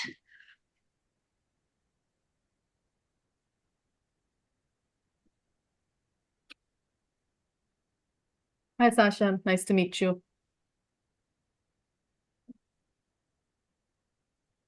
Hi. Can you hear me? Yes. Okay. This isn't working, so I'm going to ditch it. There's no point. So nice to see all of you know each other and listening in on this genial conversation. Let me just switch on the light.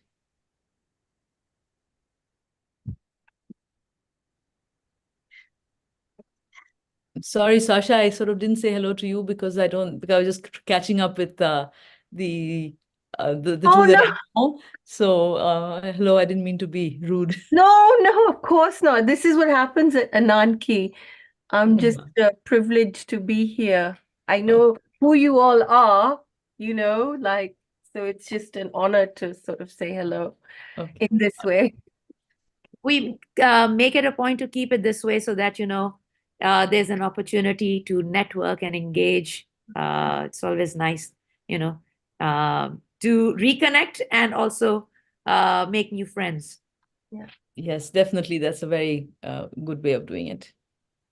So we'll begin with our session. Welcome, everyone, to the session titled The Historicity of Erasure.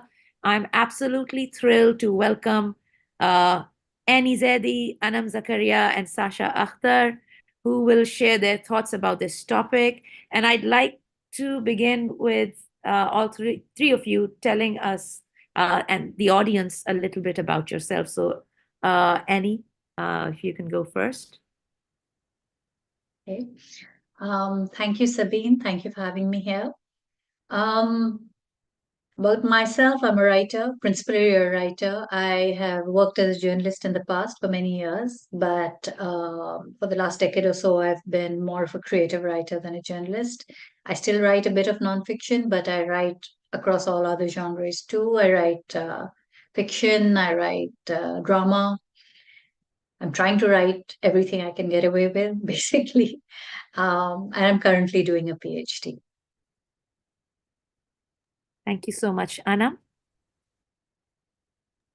Sabine, thank you so much for having me back. It's always lovely to be on this platform. It's great to be on this panel.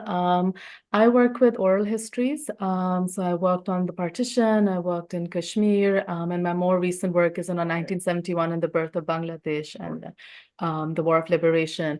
So I look at oral histories and I juxtapose them with state narratives and the kind of interplay between the both. The way they kind of inform each other, resist each other. So my work is around conflict, war, and its memory. Yeah. Sasha. Hi, I'm Sasha Akhtar, and similar to Annie, I like how she put that we're trying to do as much writing in many different forms as possible. So there's a whole poetic body of work. Then I have written short stories, which is my fiction is sort of and a branch of my activism. I wanted to address issues specific to Pakistan, specific to Karachi, specific to this post-colonial sort of society, culture. And most recently, I've done a work of translation, which is sort of part of this idea of memory as a decolonial practice, sort of retrieving our archive and returning it to us. Thank you. It's such an honor. Thank you so much for that. Wait, let me check if you can hear me. Oh, yeah. All right. So I'll start with the first question. And this is a question I've been asking, a lot of our panelists. But how have oppressive exclusions,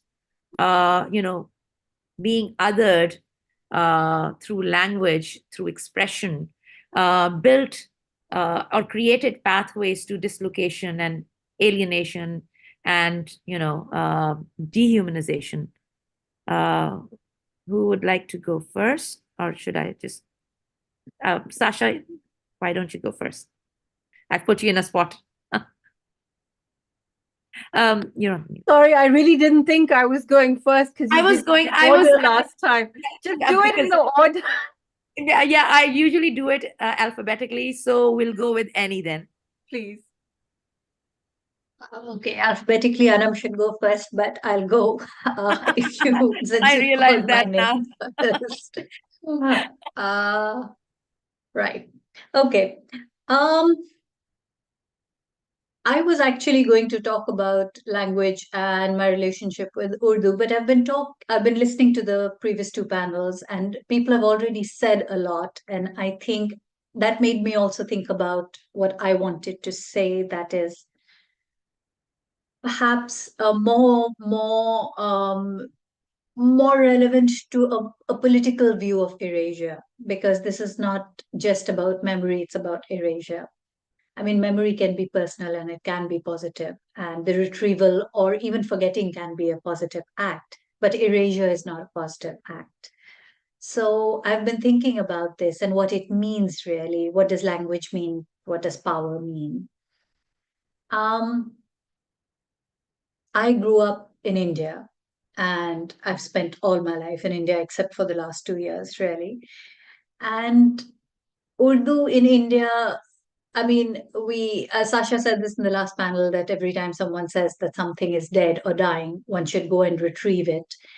I think for me, it is something a little bit more complicated. Growing up Muslim or in any way, which if you have Urdu in your history or background, it is not so much that we forgot. It wasn't even that anyone told me that the language is dying or dead or anything. My grandfather was an Urdu poet himself. There was Urdu all around me, and yet I was cut off from Urdu.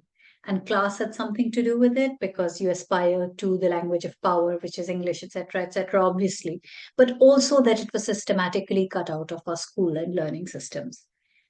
Urdu was the second language. It still remains a second or third language in Uttar Pradesh, Bihar, North India. It was no longer on the syllabus. It was no longer being taught. Sometimes there are entire schools, entire classes where there is one or two students who want to learn Urdu actively. And then the school has to hire a whole teacher and justify that salary and so on, justify the classroom space, justify an examination system. And so schools just did away with it completely. You become the person who is forcing the whole system to swim against the tide. The tide is saying, remove this thing. And then you are forcing the system to say that, no, but I have a right also. So most people just give that up.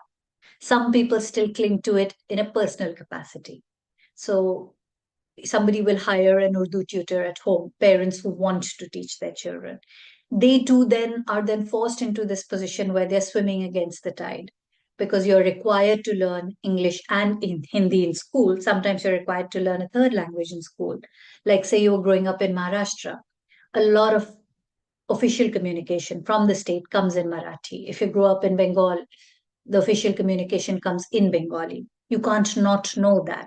If you don't know it, then you're at a disadvantage, because the state sends a paper. They send some information about how to your taxes, your house tax, how to pay your house tax. If I can't read that document, I'm at a disadvantage. So I have to learn the third language. The one language that I want to preserve, which is part of my heritage, which is part of my culture, it almost then becomes a whim, that you're doing it because you want to. Nobody else wants you to do it. Or your parents want you to. And then that becomes this burden on you. So you can retrieve it. But the struggle is so hard then, because it requires extra time, extra resources, extra money. And then at the end of the day, okay, I'm interested in literature and language. I'm a writer. So yeah, maybe it makes sense for me. For somebody who's not a writer, say for somebody who's an IT person, what advantage is there in learning Urdu for them? So then that becomes a very, for them, the struggle is almost unjustifiable, in the name of heritage, in the name of tradition, you can cling to it. In the name of identity, you can cling to it, but that's not how it should be, right? So those are my initial thoughts. So that is basically one's prerogative, if they want to cling to it. Yeah, absolutely. Anna? Yeah, that everything you said, Annie, really, really resonates. I think the erasure of language is also the erasure of culture, right? Language is symbolic of so much more. And I was actually going to share this later, but maybe, just to kind of connect with what you're saying, I'm gonna read just a couple of lines, and this is something that Dr. Tariq Rahman, who I interviewed for my book on Bangladesh, has said to me. He was in the military, ended up leaving the military, works a lot on language, is as a professor. So he said something really powerful, and this is interestingly in connection with Bengali being suppressed and Urdu kind of being imposed on erstwhile East Pakistanis. Can you hold the book as well so that we can see? Yes, sure. Just give me 1 second. As I was speaking, I lost the page. So, okay, here we go. So this is the book. And so he says, language is a way of communication, but it is also a symbol of identity. It communicates more than words. It communicates a people. And if you look down upon a language, there are many things that you don't want to do using it. You don't want to speak in it. If you speak in it, you make no effort to correct your pronunciation. You don't want to hear it. And if you hear it, you make no effort to understand it. There are various ways in which you are given cues that your language is not worthy. The linguistic ideology is such that if you value a language, you will try your best to speak it, read its literature, pronounce it as well as the native speakers, and make all efforts to try and understand it. even when Bengali was declared a national language, it continued to only be used there in East Pakistan and not here in West Pakistan. So it wasn't national in that sense. And when West Pakistanis went to East Pakistan, they never learned Bangla. And if they did, they spoke it like Englishmen, arrogant Englishmen. Obviously, the Bengalis didn't like this. If you speak their language only to give them commands, it means you're treating them like servants. So it's just, I think it's interesting, Sabine, when you asked this question, I was thinking about it. And in so many ways, language itself was eliminated, was subjugated, and this results in violence, and students are killed over this this desire to maintain their language, to connect with that part of their culture, and to say, who are you to take this away from us? But this annihilation also happens in other ways. So there's a dominance of language and the dominance of Urdu language and the subjugation of Bengali language, but then within English and within Urdu, there are also words that are used, right? And I'm talking specifically about 1971 and the years preceding that. And what you see is that the colonial structures that were there in undivided India continue, that legacy continues. So for a lot of people that I interviewed and spoke with, they talked about how that period between the partition of 1947 and the liberation in 1971 was a period of colonization, and the liberation movement was very much also a decolonial movement, right? So then holding on to language becomes a part of that decolonization, a part of that resistance. And what you see in this kind of colonial legacy that continues and that is perpetuated and and furthered by the Pakistani state is that the ideology that the colonial regime used, the ideology of the martial race theory, that there were some races that were more superior and other races that were more inferior, were actually used and deployed, right? And you see kind of terms like Bengalis being referred to as lazy, effeminate, small boned, and dark, and all of these terms are being used, and they're being contrasted with this other image of what a warrior, brave Muslim looks like. And this is not just language, these are not just words, right? They're absolutely charged, and then they're used to further violence and inscribe violence on Bengali bodies. The idea becomes then, not only do we need to purge you of your language, but we need to purge you of your impurity, of your weakness, right? And so therefore then sexual violence and all kinds of violence become justified using this rhetoric. So just as I was thinking through your question, these systems are built through language, and by using these terms that I just mentioned, your purpose is to dehumanize, is to otherize, and then to justify the annihilation. Annihilation doesn't happen overnight. Genocides don't happen overnight. They creep up on you, and they're built systemically. And so these are the building blocks. Take away somebody's culture, take away their language, and then impose your own rhetoric, dehumanizing rhetoric on them. And therefore the project becomes successful. Yeah, beautifully put. And it reminds me of a statement. I think, Sasha, you said in the earlier panel, genocide of language. I think, we spoke about that. I was this other panel we had yesterday, Dr. Naz Zaman, who's a Bangladeshi, very distinguished author. She spoke about after 1947, the two languages, Urdu and Bangla, which you've also spoken about, and then she goes on to speak about how if we call it the language that was oppressed post 1947. So after Bangladesh was established, just trying to be politically correct here. In schools, what was happening with that Bangla became the language of power. And so the language which was initially oppressed now became this language of power, and it was sort of doing not the same thing, but something similar. in the previous panel with, again, we were talking about the Eurocentric language of humanitas. And in that, Tathagata mentioned, Hindi. He was talking about Hindi, how it is now being imposed, in a country where you don't have an official language and you've got any more than 200 languages. I think Tathagata mentioned 200. So what are your thoughts? Officially, it's about 26, but yeah, I mean, there are more dialects and more languages. Yeah. So what are your thoughts on that? A language that was oppressed or was a weaker tool of expression, and when it becomes a tool of power, that journey, and what kind of narrative does that create? And Sasha will then ask you the same question. So, but can did you want me to respond to that? Yes, all three of you. So Anam, you can go first. Okay, sure. I think it's very interesting because I think the answer is in your question, right? Like language can be used as a tool of oppression, of subjugation, and it can also be what is being oppressed, right? So, and I think this is interesting. In South Asia, you see this, right? And this is not directly related like to what you're saying, but I see parallels here. So I'm looking a lot at experiences of blasphemy accused right now, and what you see is it's very much linked to this concept of untouchability.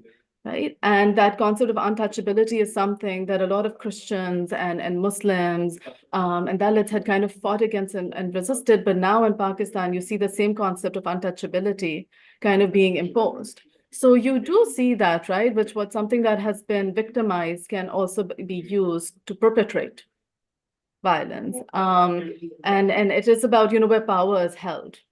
Right, the power center, and then how these structures and language is one of those structures, right, can be used to exhibit hegemony and to oppress. Yeah. Sasha, I'd be curious to hear what others have to say. Sasha, would you like to go next? Sorry, I was still sort of responding to the first question. Yes. But it just happens that way when you're thinking, you're deep in thought, and Annie, what Annie was saying, it brought to light this idea of the trauma of the sort of loss of this mother tongue. There's a deep sadness involved with this. I've been working for this sort of idea of the promotion of Urdu in the UK, and I've spoken to a lot of kids who grew up here, and one of them said, and I say this all the time, that she felt like the loss of mother tongue was her tongue being cut out of her mouth. And sort of this retrieval, through this process of retrieval, which I will go on and on about till I die, it can be very powerful. However, Annie has this long career of this is what you've been doing, and you've been in India and I haven't. And so I really recognize what you were saying, because it was the same for me. My Nana was a Shire in Urdu. I grew up with this, but of course it was in Pakistan, so Urdu was, well, moderately available. And actually, in my last two books, this has been my preoccupation, exactly this. And I talk about myself being sent to English-speaking schools, and having no access to writers, forget about feminist writers, but any kind of epistemologies in the Urdu language. I was fortunate because of my Nana, and because of being exposed to him. But I even actually quote Annie in my book, And it was very exciting what you had said, and this was, a while ago, about the new Urdu. You had talked about a new generation of Urdu dans, that was in 2017. And so it's very interesting because I think what is now being reflected in India, it's just, well, we know what's occurring. So I think that it's probably what was occurring in 2017. I'm not sure where that could have gone now in terms of Urdu. And I see what you're saying about it's just, harder to fight for it. But I do believe that with these grassroots actions, at least outside of these countries where we've experienced and we continue to experience these traumas, I see it as a whole new, we're creating a new space. And there's a lot of us writers, activists who are doing this work outside, and it's a space in consciousness where sort of Urdu or any other language that has been, is being, sort of, what's the word, resurrected. But not just that, because with that, as I said, it's an epistemology, it's the sense of Urdu. And I understand that the numbers may be small, but perhaps in the war of ideas, certainly with the work you've been doing, and I believe in that, like Tathagata was saying. But I'm sure of course, within India, it's probably quite it is. It's quite so in terms of weaponizing, or I was on this last panel too, so I feel like it's very similar. But we're just using Tathagata's wonderful metaphor about the jagged language. Yeah. I was on a panel just to finish the other day, and this you'll all love this. So this poet. So I also, I'm always looking for poets writing from Pakistan, because we have no publishing industry. We are not India. We have, we still. And she's written a book in English, and she said, this is Heba. And she said, I'm writing in English, but I'm actually writing in Urdu. I'm writing in Urdu in English. And I completely understood what she meant, because I've said that about my work as well.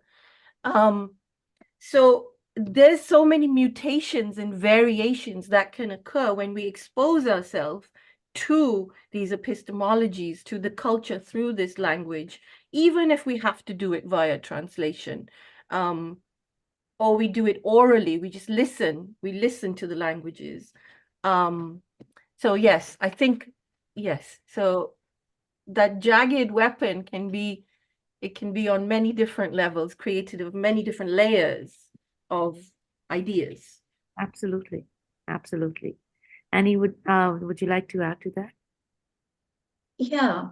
What you talked about, the question about power and imposition and all, it's very interesting.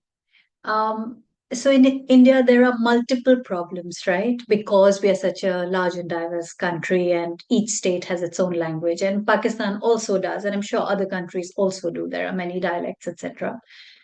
But India is also peculiar in the sense that each state, each province is divided along linguistic lines. We've had state divisions and fights for separate statehood, not separate nationhood, but separate statehood, based on language. And this does make us slightly unique in that sense. And of course, there's overlap because the state boundaries are never fixed in stone, and each state fights for its own language and its own culture and its own whatever. Some states don't. And this is interesting because states like, say, Uttarakhand, etc., they did fight for a separate state, but they continue to use Hindi as the prime language. And then there are other languages which are treated as local dialects, but they are not privileged over and above Hindi. Rajasthan, similarly, it does have 2 or 3 languages within the state, but it accepts Hindi as its main language. Similarly, for other states. I've written extensively about this in my book, Bread, Cement, Cactus, where I'm looking at memory and displacement not only from your actual location, but from within your culture, etc. And one of the things I think whenever we talk about memory and erasure, one of the things we don't talk about is who's doing the erasing. It's very easy to talk about what's being lost. It's much harder to talk about who's making you lose what at the cost of what. Hindi is being imposed at the cost of something else, right? The Hindi imposition debate is actually not at the center, not in North India, because even people who do consider Urdu a mother tongue, for example, I grew up in an Urdu speaking family, but I cannot say Urdu is my first language. It isn't. Hindi and English are my strongest languages. Urdu is something I've taught myself. I consider myself culturally associated with it, but I'm like a child learning Urdu now. I'm absolutely fluent in Hindi. Hindi doesn't have to be imposed on me. I may or may not like the politics around it, but I'm actually okay. I mean, if you do give me a Hindi document, I'm fine with it. No, I can survive. I can even thrive in a Hindi speaking environment. This is not so for people from the states from the south of India, from the Deccan, and from the east. Those are the states which are fighting hardest against it because they are actually very deeply rooted in the language and the culture. And they know that when Hindi is imposed, a certain culture will also come on the heels of that.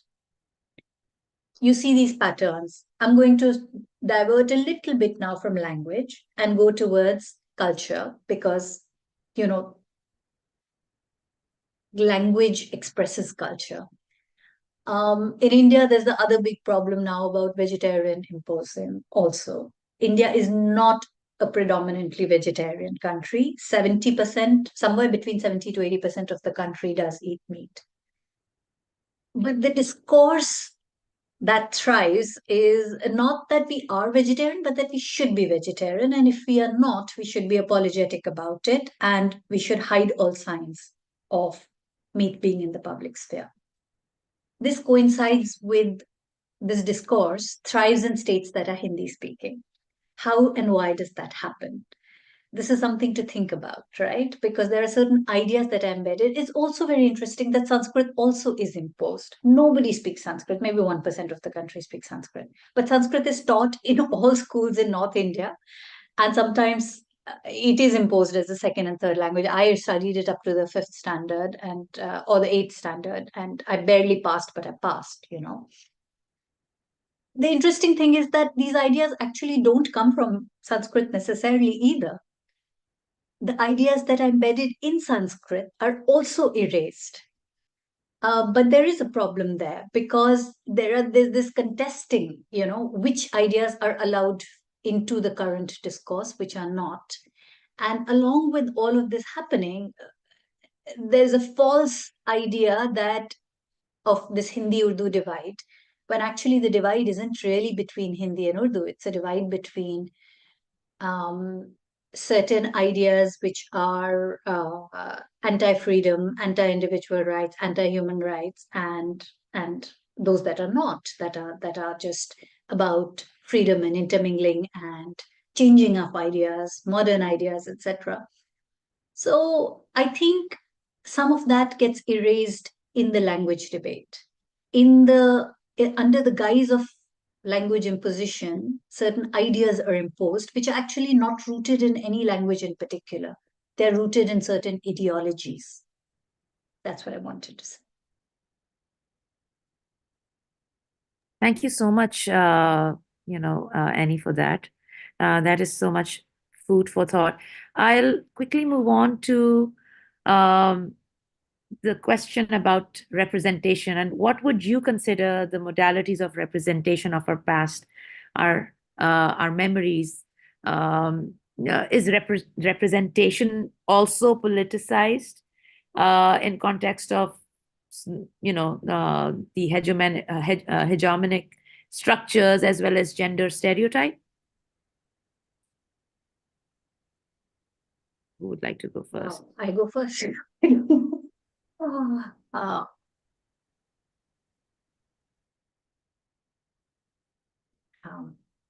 Maybe let someone else go. I'd like to think a little bit about this. Anna?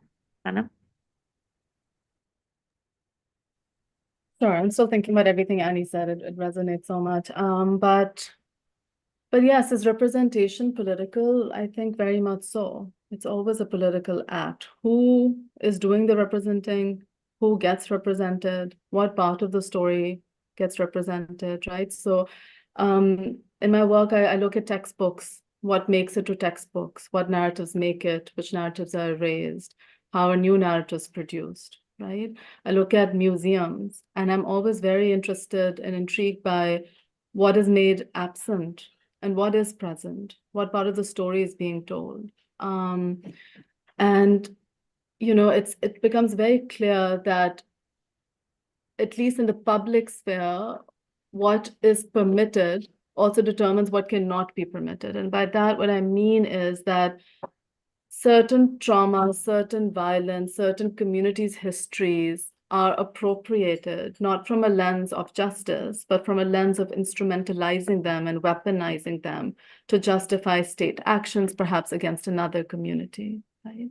And I think these things, this the erasure itself and this representation, so you can say that the two sides of the coin, I mean, they take place in a very, I would say, sophisticated manner when you're looking at, what techniques are being used to represent and to erase. And one of them, Sabine, that I think a lot about is actually this bracketing of history, right? So where do you want to start the story? Like, when do you want to start representing a certain history, a certain people?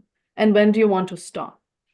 And I think you see that happening right now, with Israel and Palestine. Where do you want to start telling that story from, right? What part of it do you want to represent? And by bracketing that history, by choosing a specific point in time as a point of origin, what you essentially is doing is erasing systemic oppression of decades and decades and decades, right? And when I was looking at Pakistan's policies in Bangladesh, there it's actually the end point, right? So Pakistan is very comfortable remembering what happened prior to March 25th, 1971, which is the day the military operation is launched, right? That's kind of where history stops. So if you look at textbooks, it is represented prior to that, because it wants to appropriate the violence against West Pakistanis and the Urdu-speaking community, again, not from a lens of justice, but to say this happened, so we had to act in the name of self-preservation. So that bracketing of where the story begins and ends in these sites, these public sites, is very, very interesting to me, and how those sites and weaponize and legitimate state violence. And also when you go back and you look at partition, in Pakistani museums, what you see is that Muslims are represented as a monolith, and as a monolith victim, and Hindus and Sikhs become the perpetrators. And within that, when you talk about gender, even the violence, the sexual violence, is represented as a monolith. Muslim women raped by. There is no space for nuance, there's no space for the individual, and there's no space for really any kind of justice. It's packaging these histories and packaging and pitting these groups against one another. So you see that, and then what you also see in representation is, again, the use of language, right? How do you want to use language to represent people and, who you're representing? So, for example, thinking back to the Army Museum I studied and the exhibit particularly on the 1971 war, this is the Army Museum in Lahore. And there you have a big kind of wall that talks about Indian state-sponsored terrorism. And I find this, I've talked about this before, I find this very interesting because terrorism post 9/11 obviously has a certain connotation, and it also has a connotation in Pakistan because Pakistan's often accused for terrorism, and particularly by India, of Pakistan state-sponsored terrorism in Kashmir.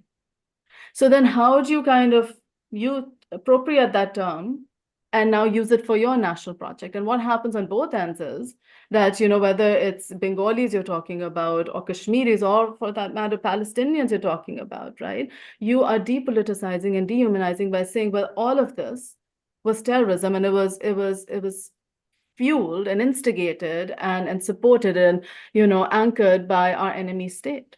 Right? So then the term terrorism these charged terms become important. In fact, there's the term genocide that's used in this museum, and Bangladesh has been asking for, the recognition of what happened as genocide. And Pakistan uses the term genocide, but it says genocide of pro-Pakistanis. And by pro-Pakistanis, it's referring again in isolation to violence that happened against West Pakistanis and Urdu-speaking community, and also at the same time equating state violence, which is backed by an entire machinery, with people picking up arms, which is what India does in Kashmir, what Israel does in Palestine. So you see, like these states, almost like it's like a toolkit, a playbook, using these same techniques of representation. And so for me, representation is always political. And I'm talking about public and sphere and state, but also it's political when individuals do it, right? But in a completely different sense. I won't go into that. I'm sure other panelists will speak to that. But that too is a political act. It's a political act of resistance, perhaps, right? It is taking ownership of this is how I want to be represented. So, yeah. One man's hero is another man's villain. Yeah. Annie, would you like to add to that? Yeah. So the politics of representation is quite tricky. I think there's two layers here. One is the representation within one's own culture of like what Anand was saying, that certain discourses are silenced in favor of, even within, say, amongst Muslims or amongst Indians or amongst Indian Muslims, even, you kind of present this monolithic face sometimes because it is necessary in terms of presenting a cohesive voice with which to bargain for your rights. But sometimes it serves the opposite purpose, where you're actually it's self-defeating, because you kind of self-erase all the differences and all the strands of contestations that happen within a community. That's one layer. The other thing with representation is the diaspora, where this is much more driven by skin color than it is by language or literature. I do see that certain discourses are favored in even there. Like you speak of representation, but you don't really allow representative ideas. You allow representative identities. So to say that you are diverse, you will, if it's a screen thing, you'll just allow different shades of skin on screen, or you'll allow certain names and identities to express themselves, or you'll just publish books by X number of writers of color. What Anam said about exhibitions was also so interesting. I went to this exhibition in London recently, which was about fantasy. It's kind of related to my research, so I went. Now, technically, this is global, right? Technically, writers from all over the world were represented.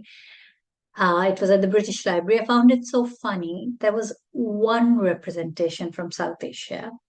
And even that was an illustrated manuscript of the story of Sinbad or something, which is not even like, it's more Arabic than it is South Asian. And South Asia, I was just stunned at, it wasn't a conscious act of erasure. I won't accuse them of that. It is interesting to study the impact of erasure and the lack of representation.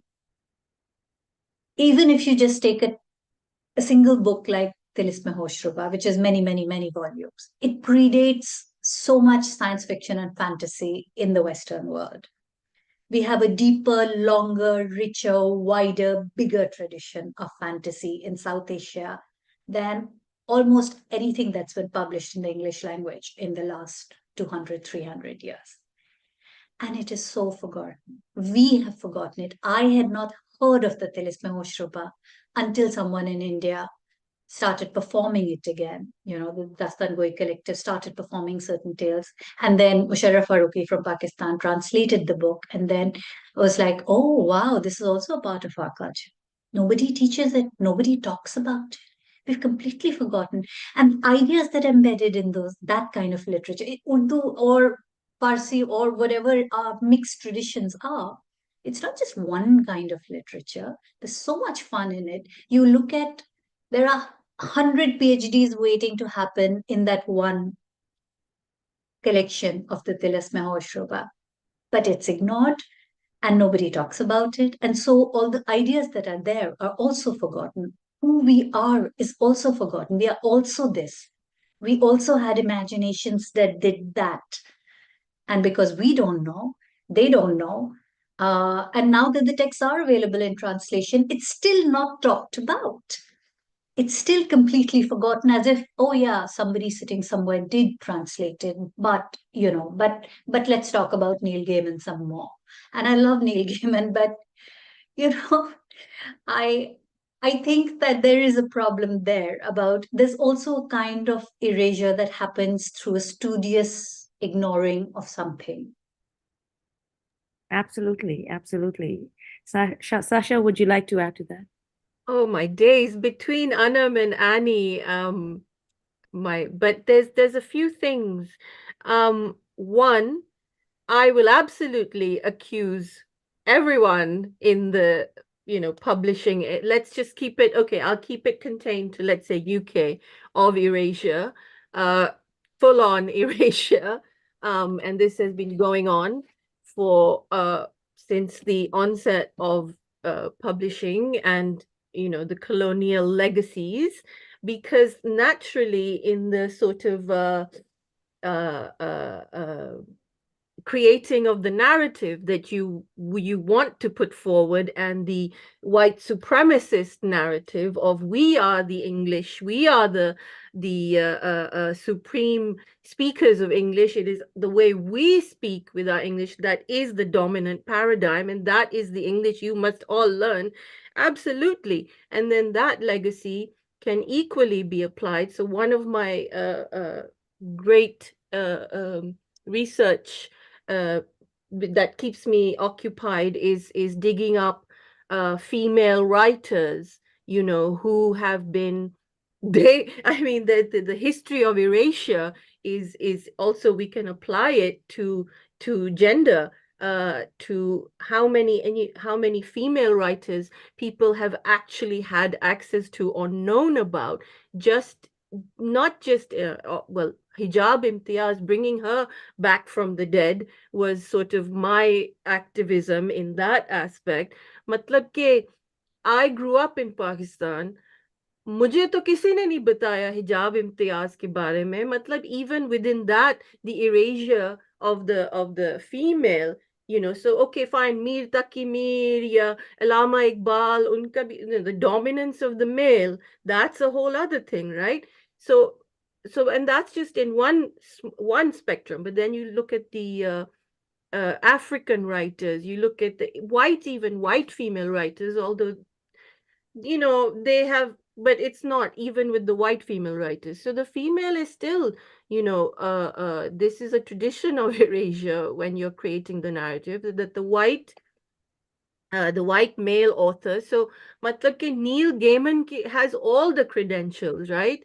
And yes, he came from nowhere at one point, because he was writing short stories in sci-fi magazines. However, his voice was already coming from the privileged. He was already he had his credentials, white, male, living in the UK. Of course, he's amazing in the world of ideas.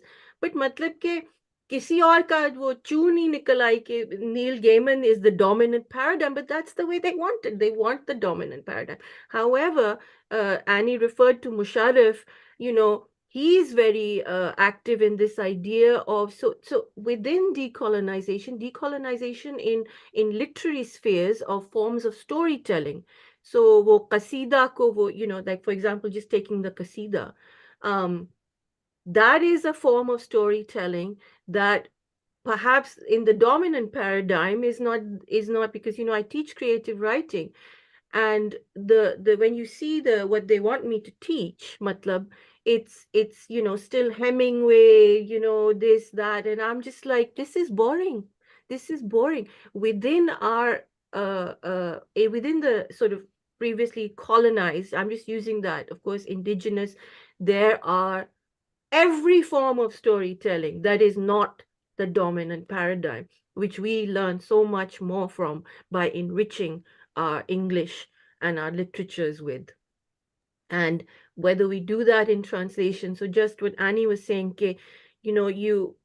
when you do manage to retrieve it, like the Hosh Rabba, and I was also similarly totally enthralled that Musharraf had done this, it's a revolution as far as I'm concerned. All these micro revolutions become a macro revolution. So every act of translation, every act of retrieval of Hosh Rabba, of everything, it goes to build this consciousness that is the sort of it's the decolonial space. It's the decolonial space. And then we become the agents of change, and we pass this decolonial space, which has been created from not just decolonial narratives, but from anti-colonial narratives. So then you create a whole other consciousness in this way. And this is how we then use erasure. So how do we use erasure against the imperialists and the colonial? We erase them. We say, I no longer, I do not accept you. I am learning every paradigm besides yours, and I am passing that on. Thank you so much for that. I'll ask two questions because we're just nearing the end of our session. And we can go with you, Anam, first. Can you talk a bit about how memory can be wielded as a form of subversion and a form of dissent? And you can also talk about, how, in your opinion, erasure of memory in history matters. Yeah, those are two really great questions. And something I think about a lot. So I find it interesting that sometimes we think that, personal memory exists here and state memory, public memory exists here. And I think there's a kind of like an interplay between them. So they are informing each other and in many ways shaping each other as well. So for example, what I found, doing interviews about partition in Pakistan and then in India and then later in Bangladesh is that very different memories kind of tend to emerge because very different state narratives have been imposed about that particular history. And memory itself is very malleable, right? It gets diluted, it gets shaped and reshaped. So the things that happen after the event that's being discussed will leave its imprints. So if I'm sitting, and doing interviews about 1947, after 1971 has happened, after 1965 has happened, in the current, political situation, that impinges on people's memories as well. So for example, because in Pakistan, partition is so kind of connected to nation making, there's a sense of triumph. A lot of people will talk about the violence, but couched as like under this notion of sacrifice of something bigger. When I was doing this work in India, India's changed so much. These memories are dynamic, these narratives are dynamic. But back in 2012, 2013, the nostalgia was much more forthcoming because there was a sense of, that at the national level of this breakup of motherland at the hands of treacherous Muslims and so forth. So you do see that impact. And I think it's important to remember because memory can't stay completely insulated, especially in absence of dialogue and connection, and especially, when we face the kind of erasure we've all been talking about, where certain communities' histories are erased, certain languages are erased, certain, texts are erased, all of that, cultures are erased. But at the same time, what oral history work has shown me is that states' efforts to completely homogenize history and present one type of history are never completely successful, and thank God for that. I will often and always, I would say, find, people's memory subverting, challenging, resisting, punctuating state silences, state erasure, and state narratives. And just speaking about 1971, again, it was when I started doing oral history interviews that for the first time, I started coming across a different telling of that past, a different kind of remembering. And that remembering for me is a political act, because it's against all efforts of forgetting and forced amnesia, right? So there are people, I just read Dr. Tariq Rahman, out, he's somebody who left the army after 1971. You have other people in the army like Colonel Nader Ali, who talked about the violence the army was perpetrating. You have poets like Ahmed Salim, who we lost recently, who, has, compiled a book, You Owe an Apology to Bangladesh, but during 1971 wrote a poem and was jailed for it. You have people like Taira Mazhar Ali, you have, so many people associated with the Women's Action Forum, and they resisted right? Their activism was vibrant at that time. They were small in number, but vibrant. And in their continued remembering and retelling and sharing those histories, those memories with people like me who have no other way of accessing them, I think that for me is perhaps the only hope left at kind of bringing forth another kind of telling, another kind of memory. So memory for me is critical tool of resistance, and that's why it's important. That's why it's important to talk about the erasure, because like I was saying earlier, genocides don't happen overnight, annihilations don't happen overnight. They're built slowly and incrementally, and when you erase memory, right, then all you're left with are state versions, and those are very myopic, jingoistic, problematic history. So we must interrogate, we must resist that erasure as much as we can. Thank you so much. Anam, I do believe you have to leave if you know. I will drop off in a couple of minutes. I just have a Great. meeting, but I want to listen as much as I can. So Annie, I'd love if you can share your thoughts. Yeah. So what memory I was thinking, I agree with a lot with what Anam says, that some strand will always remain, an alternative version which is passed down. A lot of this remains then oral history. The slightly tricky thing about that, though, is that when the state imposes its version, or powerful interest groups, whenever they do it, oral history has to be recovered. It has to be written down at some point in order for it to survive. Otherwise, in 1 or 2 generations, it kind of dies down, maybe 3 generations, then it'll die down. You see a good example of that actually in this book by Nagar. He was a Hindi writer, who went about trying to collect memories of 1857. In almost 100 years later, I think by the time he actually found people, most of the people who were alive then had died. Most of them, 1 or 2 were alive. Even that project, he actually writes it down. He's written this book in Hindi. He writes it down saying that I had such few resources, I was doing this on my own. So it's not like the state had given him a ton of money and a big project to say, here's a research project, go and find every last bit of history and write it down. No, he had a tiny budget. So he met the people he could meet. And even there, he couldn't afford to stay long enough to actually retrieve and record and document the materials. So what we have then is half in history. And even that book, nobody reads anymore. A lot of oral narratives. So that's kind of being lost. At some point, power structures have to change if certain kinds of memories have to be allowed to survive. There's also a big danger of false memories being implanted through popular culture, through so-called alternative histories. I'll give you a small example. It's a very silly example. There's a Hindi movie, I've forgotten the name. It's about a hockey match, I think, about a famous hockey player in India. And the film's fine. It's the typical sporting film, rags to riches, and or that big struggle of a sports person to somehow establish himself as a winner, overcome the odds, etc. Now, when the critical match is happening, they show it to be an India-Pakistan match, and it's so important for India to win the match. I saw the movie, yeah, okay, whatever. The interesting thing is that a journalist then posted saying that actually this match was not an India-Pakistan match. It was a match between India and some other country. So why did the filmmakers feel the need to change it to an India-Pakistan match? Because it's almost as if we cannot imagine national pride being at stake unless there is an enemy or an other to fight against. But most people would not have seen that tweet or read the original story about what actually happened. Most people will see the film. And therefore, this false memory is implanted in the minds of people to say that every time anything that matters happens, whether it's in the sporting arena or the literary arena or the historical arena or the theater of war, all of these things get conflated.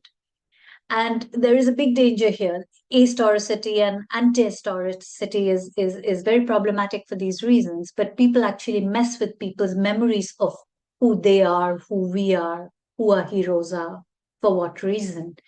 And I find this quite disconcerting, actually, because the so-called act of retrieval is actually not an act of retrieval. It's an act of propaganda.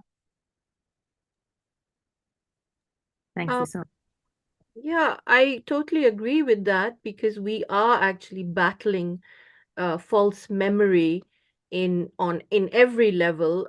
So I'll center my perspective living in as I am at the moment, ensconced in this Western sort of society, and where psychological warfare for me is everywhere. And yes, we can definitely, it becomes propaganda. We have many, many instances of that. But I just want to say, just to sort of break in with, again, sort of, let's just bring in the fact, of social media. And it absolutely creates false narratives. But it also, I've now begun to, maybe it's just because of the actions of since October 7th of the people. I have begun to try vaguely. I was in a no hope place, but to sort of begin to have some kind of a hope that it depends who's listening to what, and what they choose as their memory, if they choose to accept that memory or not. And I think we do need to accept that will always be a certain level of humanity that will be unable to pick through the illusion, which I call it's an illusion. It's like a weaving of illusion on a grand scale. It's smoke and mirrors. As long as there are these power structures that dominate, they're all fighting to dominate our minds. And that is the real battle. I keep banging on about that, but the battle of the ideas. So within this sort of constant assailing by what is false. I mean, and a good example of that was when you growing up in Pakistan and you're doing a colonial education, all your things are being sent by Oxford or Cambridge, your A level, O level, but you still are meant to do Pakistan studies. It's mandatory. And now when I think about those books, the Pakistan studies books that were thrust on me, I mean that, and that those books they're still being taught. I hope and I like to think from sort of festivals like this and these discussions and the proliferation of information and a lot of more voices warning about the dangers. That perhaps there can be filters. Things are being filtered off in ways that we can not have the dominant narrative be the false one. But there will always be those pockets. I think we've lost Sabine. Yeah, I think might be her connection, and it says I'm the host now, so Great. hopefully she'll be. I think we're still public though. Yeah, I think so. Yeah. Yeah. It is very interesting though what you were saying, Sasha. I'm not hopeless though, despite the false memories and the propaganda. I am I not don't believe hopeless. you are. I just respect I think it's so important to bring us to these places. It's where we are actually. We're in many different places at the same time as humanity. I feel we are in that place. We are in this place. And I actually, Sorry, I didn't mean to cut you off, Go ahead, Sasha. go ahead. I was just going to say, Annie, it's actually good to hear because I feel like every time I'm on a panel, folks ask me to say, well, what hope do you have? And I don't have much. And I kind of feel, very worried about these false memories and these distorted narratives and what's happening with young children. I work with them. I see the impact this erasure has, the impact the false memories have, right? And it's real. And so It's real, yeah, especially when you talk about children. That is, it becomes even more imperative. But then if we see what the children are doing at the moment, matlab, I'm older. I don't assume how old you are. You look very young, but I'm quite old. But look at what they're doing right now. These are the children who've grown up in the social media exclusively. I mean, the protests and the universities in America. So somehow they have managed to navigate the labyrinth of false memory and they've managed to recover somehow, some form, you know. Yeah. Thank you so much for that, Sasha. Today, somehow my internet connection has, gone down the drain. So apologies, I got disconnected, but thank you so much for this amazing session, Anam, Annie, and Sasha. Now I'm alphabetically correct. So yeah, thank you so much for this amazing session, and I hope to see you all next year as well. And perhaps we can do smaller, events, um, you know, uh, during the year as well. I think that would be something, I would love to do. So thank you.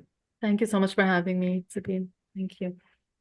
Thank you, Sabine. It's been a real pleasure talking to you all. Thank you, Sabine, for your tireless efforts. Thank you. Thank you. Bye. We make it happen. Yeah. Bye. Bye.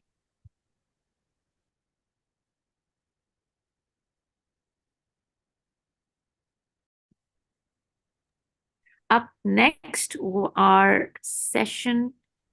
Let me just have a look what we're